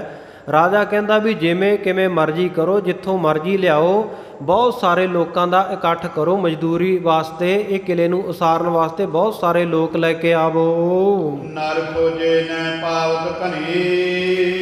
ਇਹ ਬੰਦੇ ਗਏ ਰਾਜੇ ਦੇ, ਲੋਕਾਂ ਨੂੰ ਲੱਭਦੇ ਐ, ਪਰ ਲੋਕ ਉਹਨਾਂ ਨੂੰ ਕੋਈ ਬਹੁਤੇ ਨਹੀਂ ਮਿਲੇ, ਕਿਉਂਕਿ ਪੁਰਾਣੇ ਸਮੇਂ ਵਿੱਚ ਆਬਾਦੀ ਵੀ ਬਹੁਤ ਘੱਟ ਹੁੰਦੀ ਸੀ। ਔਰ ਮਾਲਵੇ ਦੇ ਵਿੱਚ ਅੱਜ ਵੀ ਤੁਸੀਂ ਵੇਖੋਗੇ, ਤਖ਼ਤ ਸ੍ਰੀ ਦਮਦਮਾ ਸਾਹਿਬ ਦੇ ਦਰਸ਼ਨ ਕਰਨ ਗਏ ਹੋਵੋ, ਤੁਸੀਂ ਬਠਿੰਡੇ ਵਾਲੀ ਸਾਈਡ ਕਦੇ ਗਏ ਹੋਵੋ, ਤਾਂ ਉੱਥੇ ਅੱਜ ਵੀ ਜਿਹੜੇ ਪਿੰਡ ਆ ਨਾ ਬਹੁਤ ਦੂਰ ਦੂਰ ਹੈ, 5-5 7-7 ਕਿਲੋਮੀਟਰ ਆਮ ਹੀ ਵਕਫਾ ਹੈ ਪਿੰਡਾਂ ਦਾ, ਆਮ ਹੀ ਪਿੰਡਾਂ ਦੀ ਦੂਰੀ ਇੰਨੀ ਕੁ ਹੈਗੀ ਹੈ। ਇੱਧਰ ਤੁਹਾਡੇ ਦੁਆਬੇ ਵਾਲੇ ਏਰੀਏ ਵਾਂਗੂ ਨਹੀਂ ਕਿ ਇੱਕ ਪਿੰਡ ਲੰਘਿਆ ਤੇ ਉਹ ਪਿੰਡ ਦੇ ਘਰ ਹਾਲੇ ਚੱਲ ਰਹੇ ਹੁੰਦੇ ਆ, ਦੂਜਾ ਪਿੰਡ ਸ਼ੁਰੂ ਹੋ ਜਾਂਦਾ। ਇੱਥੇ ਤਾਂ ਨਾਲ ਪਿੰਡ ਆ ਨਾ। ਪਰ ਮਾਲਵੇ ਵਿੱਚ ਜਿਹੜੇ ਪਿੰਡ ਹੈ ਉਹ ਬਹੁਤ ਦੂਰ ਦੂਰ ਪਿੰਡ ਹੈ ਇੱਕ ਦੂਜੇ ਤੋਂ, ਪਿੰਡ ਵੀ ਦੂਰ ਦੂਰ ਸਨ, ਆਬਾਦੀ ਵੀ ਥੋੜ੍ਹੀ ਸੀ ਉਸ ਵੇਲੇ, ਇਸ ਕਰਕੇ ਕੋਈ ਬਹੁਤੇ ਬੰਦੇ ਇਹਨਾਂ ਨੂੰ ਲੱਭੇ ਨਾ। ਜਾਣਿਓ ਸ਼ੀਘਰ ਦੁਰਗ ਨੈ ਬਨੈ। ਜਦੋਂ ਰਾਜੇ ਨੇ ਦੇਖਿਆ ਵੀ ਮੈਂ ਬੜੀ ਛੇਤੀ ਕਿਲਾ ਉਸਾਰਨਾ ਚਾਹੁੰਦਾ, ਉਹਨੇ ਇਹ ਗੱਲ ਜਾਣ ਲਈ ਵੀ ਹੁਣ ਬੰਦਿਆਂ ਦੀ ਘਾਟ ਹੈ, ਮਜ਼ਦੂਰ ਪੂਰੇ ਮਿਲ ਨਹੀਂ ਰਹੇ, ਇਸ ਕਰਕੇ ਇਹ ਗੱਲ ਜਾਣ ਲਈ, ਇਹ ਗੱਲ ਪੱਕੀ ਕਰ ਲਈ ਵੀ ਹੁਣ ਕਿਲਾ ਜਲਦੀ ਨਾਲ ਨਹੀਂ ਬਣ ਸਕਦਾ। ਭਾਗ ਹਾਕਮੀ ਜਿਤਕ ਨਾਜੀ। ਉਸ ਵੇਲੇ ਰਾਜੇ ਨੇ ਕੀ ਕੀਤਾ, ਜਿਵੇਂ ਅੱਜ ਕੱਲ੍ਹ ਤਾਂ ਸਰਕਾਰਾਂ ਟੈਕਸ ਲੈਂਦੀਆਂ ਨਾ ਆਪਣੇ ਤੋਂ, ਰੁਪਈਆਂ ਦੇ ਰੂਪ ਦੇ ਵਿੱਚ ਆਪਾਂ ਇਨਕਮ ਟੈਕਸ ਫਿਲ ਕਰਦੇ ਹਾਂ, ਇਨਕਮ ਟੈਕਸ ਭਰਦੇ ਹਾਂ, ਰਿਟਰਨਾਂ ਭਰਦੇ ਹਾਂ, ਔਰ ਜਾਂ ਜਿਹੜੀਆਂ ਚੀਜ਼ਾਂ ਆਪਾਂ ਖਰੀਦਦੇ ਹਾਂ ਉਹਨਾਂ ਦੇ ਉੱਤੇ ਟੈਕਸ ਲੱਗਦਾ ਹੈ, ਵੈਟ ਲੱਗ ਗਿਆ ਜੀ, GST ਲੱਗ ਗਿਆ, CST ਲੱਗ ਗਿਆ, ਹਰ ਤਰ੍ਹਾਂ ਦੇ ਨਾਲ ਸਰਕਾਰ ਜਨਤਾ ਨੂੰ ਚੂੰਡਦੀ ਪਈ ਹੈ। ਪਰ ਉਹਨਾਂ ਸਮਿਆਂ ਦੇ ਵਿੱਚ ਕੀ ਹੁੰਦਾ ਸੀ, ਰੁਪਈਏ ਪੈਸੇ ਸਰਕਾਰ ਜਾਂ ਜਿਹੜਾ ਰਾਜਾ ਸੀ ਉਹ ਨਹੀਂ ਲੈਂਦਾ ਸੀ ਲੋਕਾਂ ਤੋਂ। ਜਿੰਨੀ ਖੇਤੀ ਹੁੰਦੀ ਉਹਦੇ ਵਿੱਚੋਂ ਅਨਾਜ ਦਾ ਕੁਝ ਭਾਗ ਉਹ ਰਾਜ ਦਰਬਾਰ ਵਿੱਚ ਜਾਂਦਾ ਹੁੰਦਾ ਸੀ, ਅਨਾਜ ਲੈਂਦੇ ਸਨ ਟੈਕਸ ਦੇ ਰੂਪ ਦੇ ਵਿੱਚ। ਸੋ ਇਸ ਕਰਕੇ ਭਾਗ ਹਾਕਮੀ ਜਿਤਕ ਅਨਾਜੇ, ਹਾਕਮਾਂ ਦਾ ਜਾਂ ਰਾਜੇ ਦਾ ਜਾਂ ਸਰਕਾਰ ਦਾ ਜਿੰਨਾ ਭਾਗ, ਜਿੰਨਾ ਹਿੱਸਾ ਬਣਦਾ ਸੀ ਅਨਾਜ ਵਿੱਚੋਂ। ਸ਼ੋਰ ਦੀਨ ਰਾਹ ਕੋ ਰਾਜੀ। ਰਾਜੇ ਨੇ ਇਹ ਹੁਕਮ ਕਰ ਦਿੱਤਾ ਕਿ ਮੈਂ ਉਹ ਕਿਸਾਨਾਂ ਨੂੰ ਛੱਡਿਆ ਵੀ ਤੁਸੀਂ ਆਪਣਾ ਕੰਮ ਛੱਡ ਕੇ ਨਾ, ਤੁਹਾਨੂੰ ਇਸ ਵਾਰ ਟੈਕਸ ਨਹੀਂ ਦੇਣਾ ਪਵੇਗਾ, ਅਨਾਜ ਨਹੀਂ ਦੇਣਾ ਪਵੇਗਾ, ਸਾਰੇ ਆ ਕੇ ਇਹ ਕਿਲੇ ਦੀ ਉਸਾਰੀ ਦੇ ਵਿੱਚ ਸਾਰੇ ਹੱਥ ਵਟਾਓ, ਇੱਥੇ ਆ ਕੇ ਕੰਮ ਦੇ ਉੱਤੇ ਲੱਗੋ। ਇਸ ਕਰਕੇ ਉਹ ਰਾਜੇ ਨੇ ਜਿਹੜਾ ਹਾਕਮੀ ਭਾਗ ਸੀ ਜਾਂ ਟੈਕਸ ਸੀ ਅਨਾਜ ਦੇ ਰੂਪ ਦੇ ਵਿੱਚ, ਉਹ ਛੱਡ ਦਿੱਤਾ। ਤੇ ਰਾਜਾ ਕਹਿਣ ਲੱਗਾ ਵੀ ਜਿੰਨਾ ਤੁਸੀਂ ਅਨਾਜ ਦਿੰਦੇ ਸੀ ਰਾਜ ਦਰਬਾਰ ਨੂੰ, ਇਸ ਵਾਰ ਤੁਸੀਂ ਅਨਾਜ ਨਹੀਂ ਦਿਓਗੇ, ਉਹ ਤੁਹਾਨੂੰ ਛੱਡਿਆ। ਜਿੰਨਾ ਤੁਸੀਂ ਅਨਾਜ ਦਿੰਦੇ ਸੀ ਨਾ, ਓਨੀ ਤੁਸੀਂ ਮਿੱਟੀ ਲੈ ਕੇ ਆਉਣੀ ਹੈ। ਉਹਨੇ ਇੱਕ ਸਕੀਮ, ਇਹ ਤਰਕੀਬ ਵਰਤ ਲਈ ਵੀ ਹੁਣ ਇਹ ਕਿਲਾ ਉੱਚੀ ਜਗ੍ਹਾ 'ਤੇ ਬਣਾਉਣਾ ਹੈ ਅਤੇ ਮਿੱਟੀ ਦੀ ਲੋੜ ਹੈ, ਭਰਤੀ ਬਹੁਤ ਪੈਣੀ ਚਾਹੀਦੀ ਹੈ। ਤਾਂ ਉਹ ਕਹਿਣ ਲੱਗਾ ਕਿ ਤੁਸੀਂ ਜਿੰਨਾ ਹਾਲਾ ਭਰਦੇ ਸੀ, ਜਿੰਨਾ ਟੈਕਸ ਕਟਾਉਂਦੇ ਸੀ, ਅਨਾਜ ਕਟਾਉਂਦੇ ਸੀ, ਉਸ ਦੇ ਬਜਾਏ ਇਸ ਵਾਰ ਓਨੀ ਮਿੱਟੀ ਲੈ ਕੇ ਆਓ। ਮੇਰੇ ਆਨ ਮਾਨ ਸਮੁਦਾਈ। ਰਾਜੇ ਦਾ ਇਹ ਹੁਕਮ ਸੁਣ ਕੇ ਸਾਰੇ ਓਨੀ ਮਿੱਟੀ ਲੈ ਕੇ ਆ ਗਏ, ਬਹੁਤ ਸਾਰੇ ਲੋਕਾਂ ਦਾ ਇਕੱਠ ਹੋ ਗਿਆ। ਇਸ ਪ੍ਰਕਾਰ ਤੂਰਨ ਬਣਵਾਏ। ਇਸ ਪ੍ਰਕਾਰ ਉਹ ਕਿਲਾ ਜਿਹੜਾ ਬਹੁਤ ਜਲਦੀ ਬਣਵਾ ਲਿਆ। ਅਦਕ ਤੰਗ ਮਵਾ ਸਚਨਾਵਾ। ਅਦਕ ਉਤੰਗ, ਬਹੁਤ ਉੱਚਾ ਜਿਹੜਾ ਇਹ ਕਿਲਾ ਰਾਜੇ ਨੇ ਚਣਵਾ ਲਿਆ ਬਠਿੰਡਾ ਸ਼ਹਿਰ ਦੇ ਵਿੱਚ। ਸੁਨੀ ਸੁਨੰਗ ਬੀਜ ਇਸ ਕੀਨਾ। ਤੇ ਉਹ ਜਿਹੜੇ ਬਰਾੜ ਆ ਉਸ ਇਲਾਕੇ ਦੇ ਬਸ਼ਿੰਦੇ ਸਤਿਗੁਰ ਸੱਚੇ ਪਾਤਸ਼ਾਹ ਜੀ ਨੂੰ ਦੱਸ ਰਹੇ ਹੈ, ਕਹਿੰਦੇ ਮਹਾਰਾਜ ਅਸੀਂ ਤਾਂ ਸੁਣਿਆ ਕਿ ਇਸ ਕਿਲੇ ਦੇ ਵਿੱਚ ਇੱਕ ਬਹੁਤ ਲੰਬੀ ਸੁਰੰਗ ਵੀ ਕੱਢੀ ਹੋਈ ਹੈ। ਗੜ ਪਟਨੇਰ ਲਗੋ ਦਿਨ ਚੈਨ ਦੀਨ। ਕਹਿੰਦੇ ਪਟਨੇਰ ਦੇ ਕਿਲੇ ਤੱਕ, ਹਨੂਮਾਨਗੜ੍ਹ ਤੱਕ, ਇਸ ਬਠਿੰਡੇ ਦੇ ਕਿਲੇ ਦੇ ਵਿੱਚੋਂ ਉੱਥੋਂ ਤੱਕ ਸੁਰੰਗ ਵੀ ਉਸ ਰਾਜੇ ਨੇ ਕਢਵਾਈ। ਇਹਦੇ ਆਦਰ ਕੁਛ ਅਪਰ ਪ੍ਰਸੰਗ। ਇਸ ਪ੍ਰਕਾਰ ਹੋਰ ਕੁਝ ਇਤਿਹਾਸਕ ਗੱਲਾਂ ਕਰੇ ਸੁਨਾਵਨ ਸਰਗੁਰ ਸੰਗ। ਬਰਾੜਾ ਨੇ ਸਤਿਗੁਰ ਸੱਚੇ ਪਾਤਸ਼ਾਹ ਜੀ ਨੂੰ ਦੱਸੀਆਂ ਬਠਿੰਡੇ ਦੇ ਕਿਲੇ ਦੇ ਬਾਬਤ, ਬਠਿੰਡੇ ਦੇ ਇਤਿਹਾਸ ਦੇ ਬਾਬਤ ਸਤਿਗੁਰ ਸੱਚੇ ਪਾਤਸ਼ਾਹ ਜੀ ਨੂੰ ਜਾਣੂ ਕਰਵਾਇਆ। ਅਤੇ ਤਿਆਦਕ ਭਲੇ ਤਿਆਰ ਅਗਲੀ ਪੁਨ ਸਾਰਾ। ਸੋ ਇਸ ਪ੍ਰਕਾਰ ਸਤਿਗੁਰ ਸੱਚੇ ਪਾਤਸ਼ਾਹ ਜੀ ਅਗਲੀ ਪੁਨਸਾਰ, ਅਗਲੀ ਸਵੇਰ ਨੂੰ ਉੱਥੋਂ ਚਾਲਾਂ ਮਾਰਨ ਦੇ ਲਈ ਤਿਆਰੇ ਕਰ ਲਏ। ਹੈ ਪਰ ਜੀਨ ਡਾਰੇ ਅਸਵਾਰਾ। ਘੋੜਿਆਂ ਦੇ ਉੱਤੇ ਕਾਠੀਆਂ ਪਾ ਲਈਆਂ ਤੇ ਅਸਵਾਰਾ ਕਰ ਲਿਆ। ਰੰਗ ਪੰਥ ਜੇਤਕ ਜਬ ਆਈ। ਜਦੋਂ ਬਹੁਤ ਸਾਰਾ ਰਸਤਾ ਲੰਘ ਕੇ ਅੱਗੇ ਆਏ ਹਨ, ਡੇਰਾ ਸੰਮੀ ਗਿਆ ਗ੍ਰਾਮ ਸੋ ਪਾਈ। ਅੱਗੇ ਸੰਮੀ ਨਾਮ ਦੇ ਪਿੰਡ ਦੇ ਵਿੱਚ ਸਤਿਗੁਰ ਸੱਚੇ ਪਾਤਸ਼ਾਹ ਜੀ ਨੇ ਡੇਰਾ ਕੀਤਾ, ਟਿਕਾਣਾ ਕੀਤਾ। ਪੁਰਾਣਾ ਨਾਮ ਸੰਮੀ ਆਉਂਦਾ ਹੈ ਇਤਿਹਾਸ ਵਿੱਚ। ਤੇ ਅਜੋਕੇ ਸਮੇਂ ਵਿੱਚ ਬਠਿੰਡਾ ਤੋਂ ਜਦੋਂ ਤਖਤ ਸ੍ਰੀ ਦਮਦਮਾ ਸਾਹਿਬ ਨੂੰ ਜਾਂਦੇ ਹਾਂ ਤਾਂ ਉਸ ਵੇਲੇ ਇਸ ਰੋਡ ਦੇ ਬਿਲਕੁਲ ਉੱਪਰ ਨਗਰ ਵਸਿਆ ਹੋਇਆ ਹੈ ਕੋਟ ਸ਼ਮੀਰ। ਪਹਿਲਾ ਨਾਮ ਇਹਦਾ ਸੰਮੀ ਹੈ ਇਤਿਹਾਸ ਵਿੱਚ। ਅੱਜ ਕੱਲ੍ਹ ਇਸ ਨਗਰ ਦਾ ਨਾਮ ਕੋਟ ਸ਼ਮੀਰ ਹੈ। ਉਸ ਕੋਟ ਸ਼ਮੀਰ ਜਾਂ ਸੰਮੀ ਨਗਰ ਵਿੱਚ ਸਤਿਗੁਰ ਸੱਚੇ ਪਾਤਸ਼ਾਹ ਜੀ ਨੇ ਆ ਕੇ ਟਿਕਾਣਾ ਕੀਤਾ। ਤੈ ਕੇ ਨਰਨ ਆਏ ਕਰ ਜੋਰੀ। ਉਸ ਨਗਰ ਦੇ ਬਹੁਤ ਸਾਰੇ ਲੋਕ ਆ ਗਏ ਹੱਥ ਜੋੜ ਕੇ ਸਤਿਗੁਰ ਸੱਚੇ ਪਾਤਸ਼ਾਹ ਜੀ ਦੇ ਕੋਲ। ਜਥਾ ਸ਼ਬਦ ਤਰ ਅਗਰ ਅਕੋਰੇ। ਇਹਨਾਂ ਨੇ ਜਥਾ ਸ਼ਕਤ ਆਪਣੀਆਂ ਭੇਟਾਵਾਂ ਸਤਿਗੁਰੂ ਜੀ ਦੇ ਅੱਗੇ ਲਿਆ ਰੱਖੀਆਂ। ਦਰਸ਼ਨ ਕਰ ਪਦ ਬੰਦਤ ਸਾਰੀ। ਸਾਰਿਆਂ ਨੇ ਸਤਿਗੁਰ ਸੱਚੇ ਪਾਤਸ਼ਾਹ ਜੀ ਦੇ ਦਰਸ਼ਨ ਕੀਤੇ। ਸਤਿਗੁਰ ਸੱਚੇ ਪਾਤਸ਼ਾਹ ਜੀ ਦੇ ਚਰਨਾਂ ਕਮਲਾਂ ਉੱਤੇ ਮੱਥਾ ਟੇਕਿਆ। ਦੁਗਦ ਦਦੀਲੇ ਤਰਿਓ ਅਗਾਰੀ। ਲਿਆ ਕੇ ਦੁੱਧ ਦਹੀਂ ਇਹ ਮਾਲਵੇ ਦੇ ਇਲਾਕੇ ਵਿੱਚ ਬਹੁਤ ਸੀ। ਪਹਿਲਾਂ ਤੋਂ ਹੀ ਲੋਕਾਂ ਨੇ ਦੁੱਧ ਅਤੇ ਦਹੀਂ ਦੇ ਬਰਤਨ ਭਰ ਕੇ ਲਿਆ ਕੇ ਸਤਿਗੁਰੂ ਜੀ ਦੇ ਅੱਗੇ ਰੱਖ ਦਿੱਤੇ। ਤ੍ਰਿਣ ਦਾਣਾ ਭੋਰਨ ਕੋ ਦੀਨ। ਜਿੱਥੇ ਸਤਿਗੁਰੂ ਜੀ ਅਤੇ ਸਿੰਘਾਂ ਦੇ ਛਕਣ ਵਾਸਤੇ ਦੁੱਧ ਦਹੀਂ ਲੈ ਆਏ ਲੋਕ, ਉੱਥੇ ਸਤਿਗੁਰੂ ਜੀ ਦੇ ਘੋੜਿਆਂ ਦੇ, ਫੌਜਾਂ ਦੇ ਘੋੜਿਆਂ ਦੇ ਛਕਣ ਵਾਸਤੇ ਤ੍ਰਿਣ, ਕੱਖ, ਦਾਣਾ ਇਤਿਆਦਿਕ ਵੀ ਸੰਗਤਾਂ ਲੈ ਆਈਆਂ। ਰਸਤ ਪਚਾਈ ਦੇਵ ਸੋ ਕੀਨ। ਤੇ ਬਹੁਤ ਸਾਰੀਆਂ ਰਸਤਾਂ ਵਸਤਾਂ ਵੀ ਪਹੁੰਚਾ ਦਿੱਤੀਆਂ ਕਿ ਉੱਥੇ ਗੁਰੂ ਕਾ ਲੰਗਰ ਪ੍ਰਸ਼ਾਦਾ ਤਿਆਰ ਕਰੀਏ। ਸੁਬਦ ਜਥਾ ਸੁਖ ਰਾਤ ਬਿਤਾਈ। ਇਸ ਪ੍ਰਕਾਰ ਭੋਜਨ ਪ੍ਰਸ਼ਾਦਾ ਛਕ ਕੇ ਸਤਿਗੁਰ ਸੱਚੇ ਪਾਤਸ਼ਾਹ ਜੀ ਨੇ ਬੜੇ ਸੁੱਖ ਆਰਾਮ ਦੇ ਨਾਲ ਸਿੰਘਾਂ ਸਿੱਖਾਂ ਦੇ ਸਮੇਤ ਰਾਤ ਬਤੀਤ ਕੀਤੀ ਉੱਥੇ। ਰਾਤ ਭਈ ਕੜਕੈ ਸਮੁਦਾਈ। ਜਦੋਂ ਸਵੇਰ ਦਾ ਸਮਾਂ ਹੋਇਆ ਤਾਂ ਉਸ ਵੇਲੇ ਸਤਿਗੁਰ ਸੱਚੇ ਪਾਤਸ਼ਾਹ ਜੀ ਜਿਹੜੇ ਸੁੱਖਾਂ ਦੇ ਦਾਤੇ ਹਨ, ਉਸ ਵੇਲੇ ਉਹ ਘੋੜਿਆਂ ਦੇ ਉੱਤੇ ਸਵਾਰ ਹੋ ਕੇ ਆਨ ਦਮਨ ਮੈਂ ਕੀਨ ਸਵੇਰਾ। ਦਮਦਮਾ ਸਾਹਿਬ ਤਲਵੰਡੀ ਸਾਬੋ ਆ ਕੇ ਸਤਿਗੁਰ ਸੱਚੇ ਪਾਤਸ਼ਾਹ ਜੀ ਨੇ ਟਿਕਾਣਾ ਕੀਤਾ। ਡੱਲਾ ਮਿਲਿਓ ਆਨੰਦ ਸਵੇਰਾ। ਉਸ ਵੇਲੇ ਉਸ ਇਲਾਕੇ ਦਾ ਚੌਧਰੀ ਡੱਲਾ ਆ ਕੇ ਸਤਿਗੁਰ ਸੱਚੇ ਪਾਤਸ਼ਾਹ ਜੀ ਨੂੰ ਮਿਲਿਆ। ਫਿਰ ਬੰਦਨ ਕਰੀ ਚਰਨ ਅਰਬਿੰਦ। ਸਤਿਗੁਰ ਸੱਚੇ ਪਾਤਸ਼ਾਹ ਜੀ ਦੇ ਚਰਨਾਂ ਕਮਲਾਂ ਉੱਤੇ ਆ ਕੇ ਇਹ ਭਾਈ ਡੱਲੇ ਜੀ ਨੇ ਪ੍ਰੇਮ ਪੂਰਵਕ ਨਮਸਕਾਰ ਕੀਤੀ। ਬੈਠ ਨਿਕਲ ਤੈ ਨਰ ਮਿਲ ਬ੍ਰਿੰਦ। ਸਤਿਗੁਰ ਸੱਚੇ ਪਾਤਸ਼ਾਹ ਜੀ ਦੇ ਕੋਲ ਆ ਕੇ ਬੈਠ ਗਿਆ ਤੇ ਹੋਰ ਵੀ ਬਹੁਤ ਸਾਰੀਆਂ ਸੰਗਤਾਂ ਸਤਿਗੁਰੂ ਜੀ ਦੇ ਕੋਲ ਬੈਠੀਆਂ। ਦਿਆਲ ਦਾਸ ਸਗਟਾ ਕਰ ਭਰ ਜੋਈ। ਉਧਰ ਜਿਹੜਾ ਦਿਆਲ ਦਾਸ ਸੀ ਭਾਈ ਭਗਤੂ ਜੀ ਦੀ ਕੁਲ ਦੇ ਵਿੱਚੋਂ, ਪਿੱਛੇ ਆਪ ਜੀ ਨੇ ਸਾਖੀ ਸੁਣੀ ਹੋਵੇਗੀ, ਸਤਿਗੁਰ ਸੱਚੇ ਪਾਤਸ਼ਾਹ ਜੀ ਨੇ ਇਸ ਨੂੰ ਕਿਹਾ ਸੀ ਕਿ ਭਾਈ ਅਸੀਂ ਇਹ ਹੁਣ ਚਰਨ ਪਾਹੁਲ ਦੀ ਮਰਿਆਦਾ ਬਦਲ ਕੇ ਖੰਡੇ ਕੀ ਪਾਹੁਲ ਦੀ ਮਰਿਆਦਾ ਪ੍ਰਚਲਿਤ ਕੀਤੀ ਹੈ ਖਾਲਸੇ ਪੰਥ ਵਿੱਚ। ਇਸ ਕਰਕੇ ਤੂੰ ਵੀ ਅੰਮ੍ਰਿਤ ਛਕ ਕੇ ਗੁਰੂ ਵਾਲਾ ਬਣ ਜਾ, ਨਿਗੁਰੇ ਪੁਣੇ ਦੀ ਜੂਠ ਲਾ ਦੇ। ਸੋ ਇਹ ਕਿਉਂਕਿ ਪਹਿਲਾਂ ਤੋਂ ਗੁਰੂ ਘਰ ਨਾਲ ਜੁੜੇ ਹੋਏ ਸਨ, ਸੋ ਸਤਿਗੁਰੂ ਜੀ ਦੀਆਂ ਬਖਸ਼ਿਸ਼ਾਂ ਦੇ ਨਾਲ ਹੀ ਭਾਈ ਭਗਤੂ ਜੀ ਦਾ ਜਨਮ ਹੋਇਆ ਸੀ।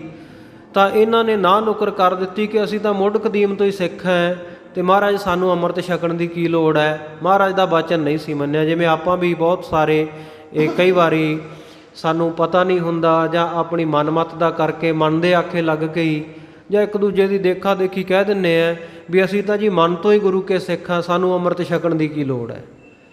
ਇਸੇ ਪ੍ਰਕਾਰ ਇਹ ਦਿਆਲਦਾਸ ਨੇ ਕਹਿ ਦਿੱਤਾ ਸੀ। ਮਹਾਰਾਜ ਸੱਚੇ ਪਾਤਸ਼ਾਹ ਜੀ ਨੂੰ ਛਕਾਉਣ ਵਾਸਤੇ ਕੜਾਹ ਪ੍ਰਸ਼ਾਦ ਤਿਆਰ ਕਰਕੇ ਲੈ ਕੇ ਆਇਆ ਸੀ, ਮਹਾਰਾਜ ਨੇ ਅੰਗੀਕਾਰ ਨਹੀਂ ਸੀ ਕੀਤਾ। ਇੱਥੋਂ ਤੱਕ ਕਿ ਸਤਿਗੁਰੂ ਜੀ ਦੇ ਘੋੜੇ ਨੇ, ਉਸ ਬੇਜ਼ੁਬਾਨ ਜੀਵ ਨੇ ਵੀ ਇਹ ਜਿਹੜਾ ਭਾਈ ਦਿਆਲਦਾਸ ਸੀ ਇਹਦੇ ਛੱਪੜ ਦੇ ਵਿੱਚੋਂ, ਇਹਦੇ ਸਰੋਵਰ ਦੇ ਵਿੱਚੋਂ ਪਾਣੀ ਨਹੀਂ ਸੀ ਪੀਤਾ। ਸਿਰ ਮਾਰ ਗਿਆ ਸੀ ਕਿ ਮੈਂ ਪਾਣੀ ਨਹੀਂ ਪੀਣਾ। ਹੁਣ ਦੇਖੋ ਖਾਲਸਾ ਜੀ, ਇੱਕ ਜਾਨਵਰ ਨੂੰ ਵੀ ਗੁਰੂ ਕੇ ਚਰਨਾਂ ਵਿੱਚ ਰਹਿਣ ਵਾਲੇ ਨੂੰ ਇੰਨੀ ਸੋਝੀ ਹੈ ਕਿ ਨਗੁਰੇ ਬੰਦੇ ਦੇ ਜਿਹੜਾ ਗੁਰੂ ਦਾ ਫਟਕਾਰਿਆ ਹੋਇਆ ਹੈ, ਉਹ ਇਸ ਛੱਪੜ ਦੇ ਵਿੱਚ, ਇਸ ਸਰੋਵਰ ਦੇ ਵਿੱਚ ਇਸ਼ਨਾਨ ਕਰਦਾ ਹੋਵੇਗਾ, ਪਾਣੀ ਵਰਤਦਾ ਹੋਵੇਗਾ, ਮੈਂ ਉਹਦੇ ਜਲ ਦੇ ਸੂਮੇ ਤੋਂ ਪਾਣੀ ਨਹੀਂ ਪੀਣਾ। ਪਰ ਅੱਜ ਅਸੀਂ ਸਿੱਖ ਵੀ ਕਹਾਉਂਦੇ ਹਾਂ ਅਤੇ ਗੁਰੂ ਦੇ ਬਚਨ ਮੰਨਣ ਨੂੰ ਅਸੀਂ ਫਿਰ ਵੀ ਤਿਆਰ ਨਹੀਂ। ਗੁਰੂ ਕਹਿੰਦਾ ਅੰਮ੍ਰਿਤ ਪੀਵੋ ਸਦਾ ਚਿਰ ਜੀਵੋ, ਹਰਿ ਸਿਮਰੋ ਆਨੰਦ ਅਨੰਤਾ, ਅਤੇ ਅਸੀਂ ਆਪਣੇ ਮਨ ਦੀਆਂ ਗੱਲਾਂ ਅੱਗੇ ਰੱਖ ਕੇ ਬਹਿ ਜਾਂਦੇ ਹਾਂ ਜੀ ਅਸੀਂ ਤਾਂ ਮਨੋਂ ਹੀ ਸਿੱਖ ਹੈ, ਅਸੀਂ ਮਨ ਦੇ ਹੀ ਸਿੱਖ ਹੈ। ਮਨ ਦੇ ਸਿੱਖ ਹੋ ਸਕਦੇ ਹਾਂ, ਪਰ ਗੁਰੂ ਦੇ ਸਿੱਖ ਬਣਨ ਵਾਸਤੇ ਤਾਂ ਅੰਮ੍ਰਿਤ ਛਕਣਾ ਪਵੇਗਾ ਨਾ ਭਾਈ। ਸਤਿਗੁਰ ਸੱਚੇ ਪਾਤਸ਼ਾਹ ਨੇ ਜਿਹੜੇ ਬਚਨ ਕੀਤੇ ਆ, ਗੁਰ ਕਹਿਆ ਸਾਕਾਰ ਕਮਾਵੋ, ਗੁਰ ਕੀ ਕਰਨੀ ਕਾਹੇ ਧਾਵੋ, ਔਰ ਗੁਰ ਬਾਣੀ ਕਹੈ ਸੇਵਕ ਜਨ ਮਾਨੈ, ਪ੍ਰਤੱਖ ਗੁਰੂ ਨਿਸਤਾਰੇ। ਗੁਰੂ ਜਿਹੜੀ ਬਾਣੀ, ਜਿਹੜੇ ਬਚਨ ਕਹੇ, ਉਹਨਾਂ ਨੂੰ ਗੁਰੂ ਕਾ ਸਿੱਖ ਸੱਤ ਕਰਕੇ ਮੰਨ ਲਵੇ। ਇਹੀ ਤਾਂ ਗੁਰੂ ਦਾ ਅਤੇ ਸਿੱਖ ਦਾ ਰਿਸ਼ਤਾ ਆਪਸ ਵਿੱਚ। ਨਹੀਂ ਤਾਂ ਫਿਰ ਅਸੀਂ ਸਿੱਖ ਕਿਹੜੇ ਪਾਸੇ ਹੋਏ ਜੇ ਅਸੀਂ ਗੁਰੂ ਦਾ ਬਚਨ ਹੀ ਨਾ ਮੰਨੀਏ। ਇਹ ਭਾਈ ਦਿਆਲਦਾਸ ਨੇ ਵੀ ਨਾਂਹ ਨੁਕਰ ਕਰ ਦਿੱਤੀ, ਸਤਿਗੁਰ ਸੱਚੇ ਪਾਤਸ਼ਾਹ ਨੇ ਨਾਂਹ ਕਰ ਦਿੱਤੀ। ਕਹਿੰਦੇ ਭਾਈ ਅਸੀਂ ਨਹੀਂ ਛਕਣਾ, ਅਸੀਂ ਤੇਰਾ ਭੋਜਨ ਅੰਗੀਕਾਰ ਨਹੀਂ ਕਰਨਾ। ਫਿਰ ਇਹ ਆਪਣੇ ਭਤੀਜੇ ਦੇ ਨਾਲ, ਰਾਮ ਸਿੰਘ ਦੇ ਨਾਲ, ਇਹਨੇ ਕੀ ਕੀਤਾ, ਇੱਕ ਗੱਡੇ ਦੇ ਉੱਤੇ ਉਹ ਸਾਰਾ ਕੜਾਹ ਪ੍ਰਸ਼ਾਦ ਲੱਦਿਆ ਇਹਨੇ, ਅਤੇ ਮਹਾਰਾਜ ਸੱਚੇ ਪਾਤਸ਼ਾਹ ਦੇ ਪਿੱਛੇ ਪਿੱਛੇ ਤੁਰਿਆ ਫਿਰਿਆ। ਪਰ ਮਹਾਰਾਜ ਸੱਚੇ ਪਾਤਸ਼ਾਹ ਨੇ ਇਹਨੂੰ ਦਰਸ਼ਨ ਵੀ ਨਾ ਦਿੱਤੇ, ਇਹਨੂੰ ਮੱਥੇ ਨਾ ਲਾਇਆ, ਅਤੇ ਇਹਨੂੰ ਆਪਣੀ ਭੁੱਲ ਦਾ ਅਹਿਸਾਸ ਹੋਇਆ। ਮਹਾਰਾਜ ਸੱਚੇ ਪਾਤਸ਼ਾਹ ਦੇ ਪਿੱਛੇ ਪਿੱਛੇ ਤੁਰਿਆ ਫਿਰਿਆ, ਅਤੇ ਫਿਰ ਬਾਅਦ ਵਿੱਚ ਇਹ ਦਮਦਮਾ ਸਾਹਿਬ ਪਹੁੰਚ ਗਿਆ ਮਹਾਰਾਜ ਸੱਚੇ ਪਾਤਸ਼ਾਹ ਜੀ ਦੇ ਪਿੱਛੇ ਪਿੱਛੇ ਹੀ। ਦਮਦਮਾ ਸਾਹਿਬ ਜਿਸ ਵੇਲੇ ਇਹ ਪਹੁੰਚਿਆ, ਨਾਲ ਇਹਦੇ ਉਹ ਜਿਹੜਾ ਗੱਡਾ ਵੀ ਹੈ, ਗੱਡੇ ਦੇ ਵਿੱਚ ਕੜਾਹ ਪ੍ਰਸ਼ਾਦ ਦੀ ਦੇਗ ਰੱਖੀ ਹੋਈ ਹੈ। ਦਿਆਲਦਾਸ ਪਹੁੰਚਿਆ ਹੈ ਗੱਡਾ ਭਰ ਕੇ, ਸੰਗ ਲਿਓ ਫਿਰ ਲਿਆਇਓ ਸੋਈ। ਹਾਂ, ਜਿਹੜਾ ਕੜਾਹ ਪ੍ਰਸ਼ਾਦ ਆਪਣੇ ਸੰਗ ਆਪਣੇ ਨਾਲ ਹੀ ਲਈ ਫਿਰਦਾ ਸੀ, ਉਹ ਲੈ ਕੇ ਆਇਆ ਗੱਡੇ ਵਿੱਚ ਰੱਖ ਕੇ। ਰਾਮ ਸਿੰਘ ਤਵ ਅਰਜ ਬਖਾਨੀ। ਉਸ ਵੇਲੇ ਭਾਈ ਰਾਮ ਸਿੰਘ ਨੇ, ਇਹਦੇ ਭਤੀਜੇ ਨੇ ਆ ਕੇ ਸਤਿਗੁਰੂ ਜੀ ਨੂੰ ਅਰਜ ਬਖਾਨੀ ਆ ਕੇ ਬੇਨਤੀ ਕੀਤੀ, ਬਖਸ਼ੋ ਪ੍ਰਭੂ ਆਪਣੋ ਜਾਨੀ। ਮਹਾਰਾਜ ਸੱਚੇ ਪਾਤਸ਼ਾਹ ਜੀ, ਤੁਹਾਡਾ ਬਚਨ ਮੰਨਣ ਤੋਂ ਨਾ ਕਰ ਦਿੱਤੀ, ਪਰ ਫਿਰ ਵੀ ਹੈ ਤਾਂ ਤੁਹਾਡਾ ਹੀ ਸਿੱਖ ਨਾ, ਹੈ ਤਾਂ ਤੁਹਾਡੇ ਘਰ ਨਾਲ ਜੁੜੇ ਹੋਏ ਨਾ, ਇਸ ਕਰਕੇ ਆਪਣੇ ਜਾਣ ਕਰਕੇ ਸਾਨੂੰ ਬਖਸ਼ ਲਵੋ।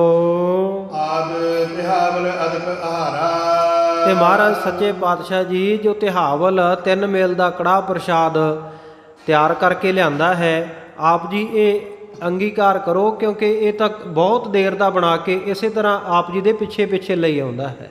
ਬਠਿੰਡੇ ਵੀ ਆਪ ਜੀ ਕੋਲ ਆਇਆ, ਜਦੋਂ ਪਤਾ ਲੱਗਿਆ ਸਤਿਗੁਰੂ ਸੱਚੇ ਪਾਤਸ਼ਾਹ ਆਪ ਜੀ ਦਮਦਮਾ ਸਾਹਿਬ ਆ ਗਏ ਹੋ, ਤਾਂ ਇੱਥੇ ਲੈ ਆਇਆ ਹੈ। ਸੋ ਸਤਿਗੁਰ ਸੱਚੇ ਪਾਤਸ਼ਾਹ ਜੀ, ਇਹ ਜਿਹੜਾ ਆਹਾਰ ਹੈ, ਇਹ ਜਿਹੜਾ ਖਾਣ ਵਾਸਤੇ ਪਦਾਰਥ ਤਿਹਾਵਲ, ਤਿਹਾਵਲ ਖਾਲਸਾ ਜੀ ਕਿਉਂ ਕਹਿੰਦੇ ਹਾਂ, ਕਿਉਂਕਿ 3 ਪ੍ਰਕਾਰ ਦੀਆਂ ਵਸਤੂਆਂ ਤੋਂ ਇਹ ਕੜਾਹ ਪ੍ਰਸ਼ਾਦ ਦੀ ਦੇਗ ਤਿਆਰ ਹੁੰਦੀ ਹੈ। ਆਟਾ, ਖੰਡ ਅਤੇ ਘੀ, ਤਿੰਨੇ ਬਰਾਬਰ ਮਾਤਰਾ ਵਿੱਚ ਪਾਏ ਜਾਣ, ਉਹ ਤਿਹਾਵਲ ਹੁੰਦਾ ਹੈ। ਜੇ ਇਹਨਾਂ ਦੀ ਮਿਕਦਾਰ ਵੱਧ ਘੱਟ ਹੈ, ਫਿਰ ਇਹਨੂੰ ਆਪਾਂ ਤਿਹਾਵਲ ਨਹੀਂ ਕਹਿ ਸਕਦੇ। ਅੱਜ ਆਪਾਂ ਕੜਾਹ ਪ੍ਰਸ਼ਾਦ ਦੀ ਦੇਗ ਬਣਾਉਣ ਵਾਸਤੇ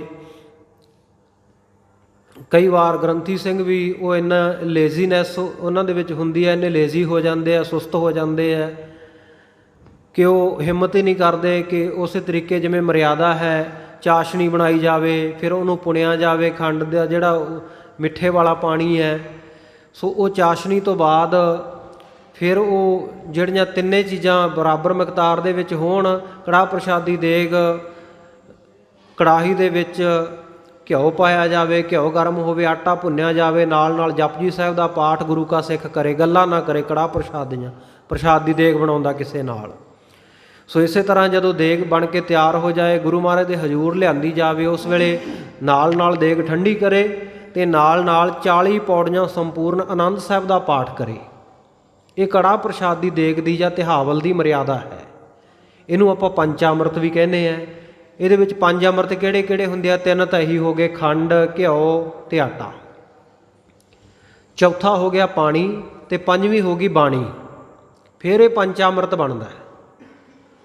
ਨਾਲ ਨਾਲ ਜਿਹੜਾ ਜਪਜੀ ਸਾਹਿਬ ਪੜ੍ਹਿਆ ਗਿਆ, ਦੇਗ ਠੰਡੀ ਕਰਨ ਵੇਲੇ ਆਨੰਦ ਸਾਹਿਬ ਪੜ੍ਹਿਆ ਗਿਆ, ਇਹ ਪੰਜਵਾਂ ਅੰਮ੍ਰਿਤ ਬਾਣੀ ਹੈ। ਇਹਦੇ ਵਿੱਚ ਇਹ ਪੰਚਾਮ੍ਰਿਤ ਕਹਿੰਦੇ ਆ, ਪੰਚਾਮ੍ਰਿਤ ਔਰ ਤਿਹਾਵਲ।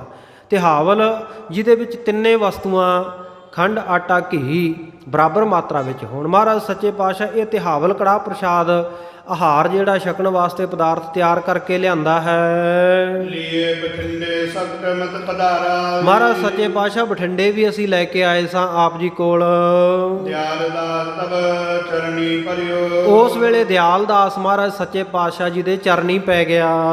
ਹੱਥ ਜੋੜ ਕਰ ਆਗੇ ਖਰਿਓ। ਮਹਾਰਾਜ ਸੱਚੇ ਪਾਤਸ਼ਾਹ ਜੀ ਦੇ ਹੱਥ ਜੋੜ ਕੇ ਅੱਗੇ ਖੜਾ ਹੋ ਗਿਆ। ਦੇਖ ਕਿਰਪਾਲ ਕਇਓ ਥਿਰ ਥਇਓ ਥਇਓ। ਉਸ ਵੇਲੇ ਸਤਿਗੁਰੂ ਕਿਰਪਾਲੂ ਸ੍ਰੀ ਗੁਰੂ ਗੋਬਿੰਦ ਸਿੰਘ ਸਾਹਿਬ ਮਹਾਰਾਜ ਸੱਚੇ ਪਾਤਸ਼ਾਹ ਕਿਰਪਾਲਤਾ, ਦਿਆਲਤਾ, ਦਇਆ ਦੇ ਘਰ ਵਿੱਚ ਆ ਕੇ ਕਹਿਣ ਲੱਗੇ, ਭਾਈ ਟਿਕ ਕੇ ਬਹਿ ਜਾ। ਕਹਿੰਦੇ ਹੁਣ ਤੈਨੂੰ ਟਿਕਾ ਆ ਗਿਆ। ਪਹਿਲਾਂ ਤੈਨੂੰ ਬਚਨ ਕੀਤਾ ਸੀ ਅੰਮ੍ਰਿਤ ਛਕ ਲਾ, ਉਸ ਵੇਲੇ ਤਾਂ ਤੂੰ ਬੜੀਆਂ ਛਾਲਾਂ ਮਾਰਦਾ ਸੀ, ਹੁਣ ਥਿਰ ਥਇਓ, ਹੁਣ ਟਿਕ ਗਿਆ ਤੂੰ। ਉਸ ਵੇਲੇ ਮਹਾਰਾਜ ਸੱਚੇ ਪਾਤਸ਼ਾਹ ਨੇ ਜਿਸ ਵੇਲੇ ਆਖਿਆ, ਕਹਿੰਦਾ ਮਹਾਰਾਜ ਆਪ ਜੀ ਦਾ ਬਚਨ ਮੈਂ ਸੱਤ ਕਰਕੇ ਮੰਨਦਾ ਹਾਂ। ਉਸ ਵੇਲੇ ਖਾਲਸਾ ਜੀ ਤਖਤ ਸ੍ਰੀ ਦਮਦਮਾ ਸਾਹਿਬ ਦੀ ਧਰਤੀ ਦੇ ਉੱਤੇ ਅੰਮ੍ਰਿਤ ਸੰਚਾਰ ਹੋਇਆ। ਹੋਰ ਸੰਗਤਾਂ ਦੇ ਸਮੇਤ ਇਹ ਭਾਈ ਦਿਆਲ ਦਾਸ ਨੇ, ਭਾਈ ਭਗਤੂ ਜੀ ਦੀ ਕੁਲ ਵਿੱਚੋਂ ਸੀ ਜਿਹੜਾ, ਇਹਨੇ ਵੀ ਅੰਮ੍ਰਿਤ ਛਕਿਆ। ਦਿਆਲ ਦਾਸ ਤੋਂ ਦਿਆਲ ਸਿੰਘ ਬਣ ਗਿਆ। ਦਿਆਲ ਸਿੰਘ ਬਣਿਆ, ਸਤਿਗੁਰੂ ਸੱਚੇ ਪਾਤਸ਼ਾਹ ਜੀ ਦੇ ਚਰਨਾਂ ਦੇ ਵਿੱਚ ਦੁਬਾਰਾ ਫਿਰ ਆਇਆ। ਭਗਤੂ ਕੁਲ ਮਸੰਦ ਇਹ ਭਇਓ।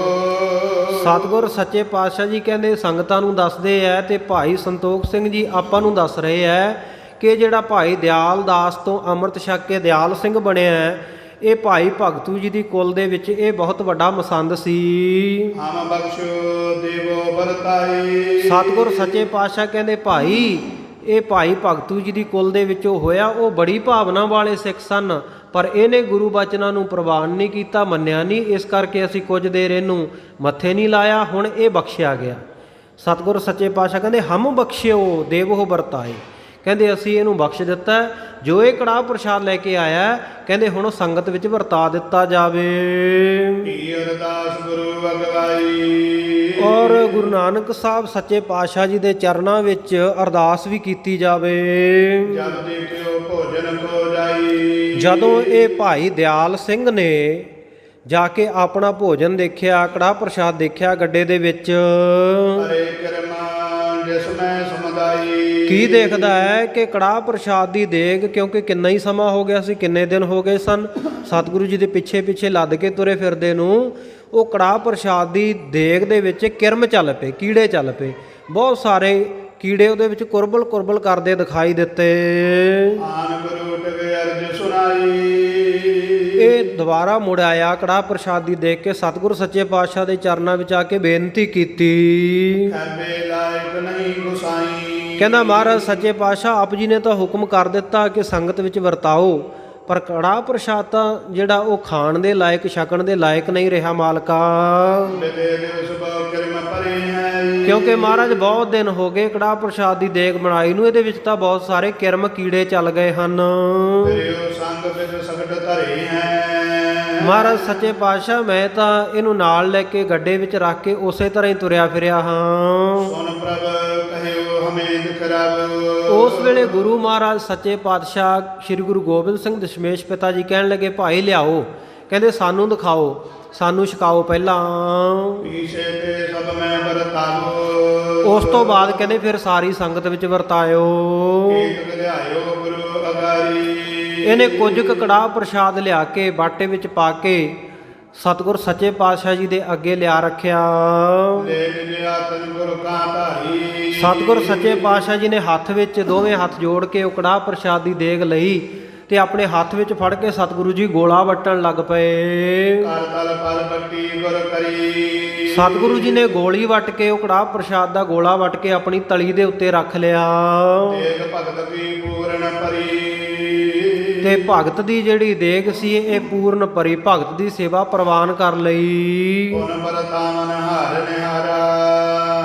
ਫਿਰ ਸਤਿਗੁਰ ਸੱਚੇ ਪਾਤਸ਼ਾਹ ਜੀ ਨੇ ਛਕ ਕੇ ਭੋਗ ਲਾ ਦਿੱਤਾ। ਉਹ ਕੜਾਹ ਪ੍ਰਸ਼ਾਦ ਦੀ ਦੇਗ ਨੂੰ ਪ੍ਰਵਾਨ ਕਰ ਲਿਆ। ਭੋਗ ਲਾਉਣ ਤੋਂ ਬਾਅਦ ਸਤਿਗੁਰ ਸੱਚੇ ਪਾਤਸ਼ਾਹ ਜੀ ਨੇ ਹੁਕਮ ਕੀਤਾ, ਭਾਈ ਹੁਣ ਸੰਗਤ ਵਿੱਚ ਵਰਤਾ ਦਿਓ। ਫਿਰ ਜਦੋਂ ਜਾ ਕੇ ਵਰਤਾਉਣ ਵਾਲੇ ਵਰਤਾਵੇ ਨੇ ਦੇਖਿਆ, ਸੁਧ ਆਹਾਰ ਭਇਓ ਇੱਕ ਬਾਰਾ। ਕੀ ਦੇਖਦੇ ਐ ਵੀ ਜਿਸ ਕੜਾਹ ਪ੍ਰਸ਼ਾਦ ਦੀ ਦੇਗ ਵਿੱਚ ਹੁਣੇ ਥੋੜਾ ਸਮਾਂ ਪਹਿਲਾਂ ਕੀੜੇ ਕੁਰਬਲ ਕੁਰਬਲ ਕਰਦੇ ਸੀ, ਕਿਰਮ ਚੱਲੇ ਹੋਏ ਸਨ, ਇੱਕਦਮ ਉਹਦੇ ਵਿੱਚੋਂ ਭਾਫਾਂ ਉੱਠ ਰਹੀਆਂ, ਗਰਮ ਗਰਮ ਕੜਾਹ ਪ੍ਰਸ਼ਾਦ, ਤੇ ਬਿਲਕੁਲ ਉਹਦੇ ਵਿੱਚ ਕੋਈ ਕੀੜਾ ਨਹੀਂ, ਸਵੱਛ ਕੜਾਹ ਪ੍ਰਸ਼ਾਦ ਦੀ ਦੇਗ ਹੈ। ਸਿੰਘਨ ਮੈਂ ਲਾਗਿਓ ਵਰਤਾਵਨ। ਉਹ ਕੜਾਹ ਪ੍ਰਸ਼ਾਦ ਦੀ ਦੇਗ ਸਿੰਘਾਂ ਦੇ ਵਿੱਚ ਵਰਤਾਉਣ ਲੱਗ ਪਏ। ਬਹੁ ਕਰਾਈ ਦੇ ਕਰ ਤ੍ਰਿਪਤਾਵਨ। ਬਹੁਤ ਵੱਡੇ ਵੱਡੇ ਗੱਫੇ ਭਰ ਕੇ ਸਿੰਘਾਂ ਨੂੰ ਵਰਤਾਏ। ਭਇਓ ਰੌਰ ਤਵ ਲੂਟ ਮਚਾਈ। ਉਸ ਵੇਲੇ ਫਿਰ ਖਾਲਸੇ ਨੇ ਕੀ ਕੀਤਾ, ਕੜਾਹ ਪ੍ਰਸ਼ਾਦ ਵਰਤਾਉਂਦਿਆਂ ਵਰਤਾਉਂਦਿਆਂ ਵੀ ਬਹੁਤ ਵਾਧੂ ਖੁੱਲਾ ਪਿਆ, ਤੇ ਫਿਰ ਖਾਲਸੇ ਹੋ ਗਏ ਕੜਾਹ ਪ੍ਰਸ਼ਾਦ ਵੱਲ ਨੂੰ ਧਾ ਕੇ ਪੈ ਗਏ। ਭਰਿਓ ਖਾਲਸਾ ਲੈ ਲੈ ਧਾਈ। ਫਿਰ ਧਾ ਕੇ ਆਪੋ ਧਾਪੀ ਦੇ ਵਿੱਚ ਜਿਹਦਾ ਜਿੰਨਾ ਹੱਥ ਆਇਆ ਆਪੋ ਆਪਣੀ ਲੋੜ ਮੁਤਾਬਕ ਬਾਟੇ ਭਰ ਭਰ ਸਿੰਘ ਲੈ ਗਏ। ਆਪ ਆਪ ਸਗਲ ਲੈ ਗਈ। ਹੋ ਆਪੋ ਆਪਣਾ ਵੰਡਾ, ਸਾਰੇ ਆਪੋ ਆਪਣਾ ਛਾਂਦਾ ਲੈ ਗਏ। ਸਤਿਗੁਰ ਹੀਰ ਹੀਰ ਬਿਕਸਈ। ਸਤਿਗੁਰ ਸੱਚੇ ਪਾਤਸ਼ਾਹ ਜੀ ਖਾਲਸਿਆਂ ਨੂੰ ਐ ਕੜਾਹ ਪ੍ਰਸ਼ਾਦ ਦੇ ਉੱਤੇ ਧਾ ਕੇ ਪਿਆ ਨੂੰ ਵੇਖ ਵੇਖ ਕੇ ਨਾ ਮੰਦ ਮੰਦ ਮੁਸਕਰਾ ਰਹੇ ਆ, ਖੁਸ਼ ਹੋ ਰਹੇ ਹਨ।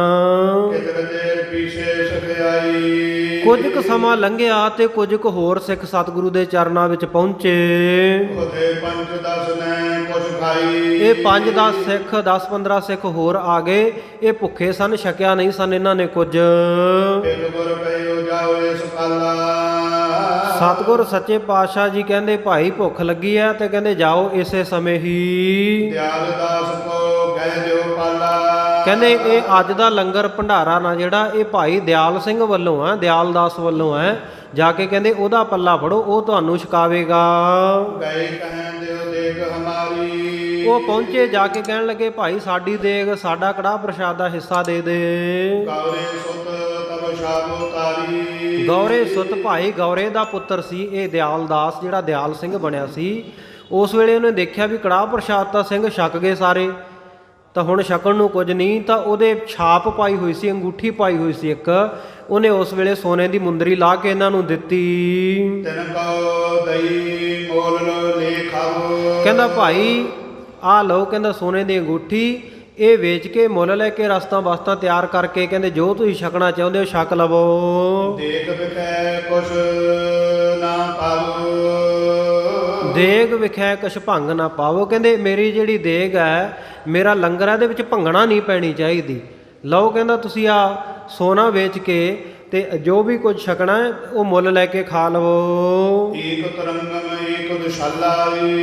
ਇੱਕ ਤਰੰਗਮ ਨਾਮ ਹੈ ਘੋੜੇ ਦਾ, ਬਹੁਤ ਸੁੰਦਰ ਕੀਮਤੀ ਘੋੜਾ, ਤੇ ਇੱਕ ਕੀਮਤੀ ਦੁਸ਼ਾਲਾ। ਦਿਆਲ ਦਾਸ ਦੀਨ ਸਤ ਸੁਕਾਲਾ। ਭਾਈ ਦਿਆਲ ਦਾਸ ਨੇ, ਭਾਈ ਦਿਆਲ ਸਿੰਘ ਨੇ ਉਸ ਵੇਲੇ ਕਲਗੀਆਂ ਵਾਲੇ ਸਤਿਗੁਰੂ ਜੀ ਨੂੰ ਭੇਟ ਕੀਤਾ। ਬਖਸ਼ੋ ਮਿਲਾਇਓ ਸੰਗਤ ਮਾਹੀ। ਸਤਿਗੁਰ ਸੱਚੇ ਪਾਤਸ਼ਾਹ ਜੀ ਨੇ ਇਹਨੂੰ ਬਖਸ਼ ਕੇ, ਇਹਦੀਆਂ ਭੁੱਲਾਂ ਨੂੰ ਬਖਸ਼ ਕੇ ਮੁੜ ਤੋਂ ਸੰਗਤ ਵਿੱਚ ਮਿਲਾ ਲਿਆ।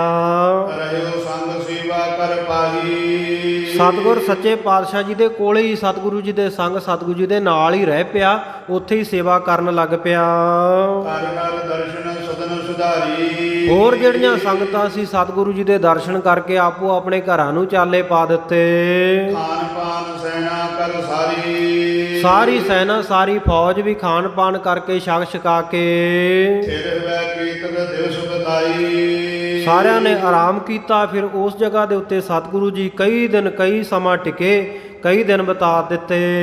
ਪੁਰੇ ਕਾਮ ਸਗ ਸੰਗਤ ਆਈ। ਬਹੁਤ ਸਾਰੀਆਂ ਸੰਗਤਾਂ ਸਤਿਗੁਰੂ ਜੀ ਦੇ ਚਰਨਾਂ ਵਿੱਚ ਨਿੱਤਾ ਪ੍ਰਤੀ ਪਹੁੰਚਦੀਆਂ, ਆਪੋ ਆਪਣੀਆਂ ਕਾਮਨਾਵਾਂ, ਆਪੋ ਆਪਣੀਆਂ ਭਾਵਨਾਵਾਂ ਸਤਿਗੁਰੂ ਜੀ ਦੇ ਚਰਨਾਂ ਵਿੱਚ ਅਰਦਾਸ ਕਰਦੀਆਂ, ਬੇਨਤੀ ਕਰਦੀਆਂ। ਸਤਿਗੁਰੂ ਜੀ ਸਭ ਦੀਆਂ ਕਾਮਨਾਵਾਂ ਪੂਰੀਆਂ ਕਰਦੇ ਹਨ, ਸਭ ਨੂੰ ਦਰੋਂ ਘਰੋਂ ਖੁਸ਼ੀਆਂ ਬਖਸ਼ਿਸ਼ ਕਰ ਰਹੇ ਹਨ। ਲੋਕ ਸੁਖੀਏ ਪਰਲੋਕ ਸੁਹੇਲੇ, ਨਾਨਕ ਹਰ ਪ੍ਰਭ ਆਪੇ ਮੇਲੇ। ਸਤਿਗੁਰੂ ਦੇ ਦਰੋਂ ਘਰੋਂ ਗੁਰੂ ਕੀਆਂ ਸੰਗਤਾਂ ਖੁਸ਼ੀਆਂ ਪ੍ਰਾਪਤ ਕਰਦੀਆਂ ਹਨ। ਇੱਥੋਂ ਅੱਗੇ ਹੋਰ ਅਗਲਾ ਪ੍ਰਸੰਗ ਸ਼ੁਰੂ ਹੋਵੇਗਾ। ਸੋ ਆਪਾਂ ਇੱਥੇ ਹੀ ਸਮਾਪਤੀ ਦੀਆਂ ਤੁਕਾਂ ਪੜ੍ਹ ਕੇ ਸਮਾਪਤੀ ਵਿੱਚ ਸ਼ਾਮਲ ਹੋਣਾ। ਕਥਾ ਵਿਚਾਰ ਦੌਰਾਨ ਹੋਈਆਂ ਬੇਅੰਤ ਭੁੱਲਾਂ ਦੀ ਆਪ ਸਮੂਹ ਸੰਗਤਾਂ ਨੇ ਖਿਮਾ ਬਖਸ਼ਿਸ਼ ਕਰਨੀ। ਗਰੀਬ ਨਵਾਜ਼ ਸੱਚੇ ਪਾਤਸ਼ਾਹ ਕਿਰਪਾ ਕਰਨ। ਸਮਾਪਤੀ ਦੀਆਂ ਤੁਕਾਂ ਪੜ੍ਹ ਕੇ ਅਰਦਾਸ ਵਿੱਚ ਹਾਜ਼ਰੀ ਲਵਾਈਏ। ਦੇਹੋ ਸੱਜਣ ਅਸੀਸੜੀਆ, ਜਿਉ ਹੋਵੈ ਸਾਹਿਬ ਸਿਉ ਮੇਲ।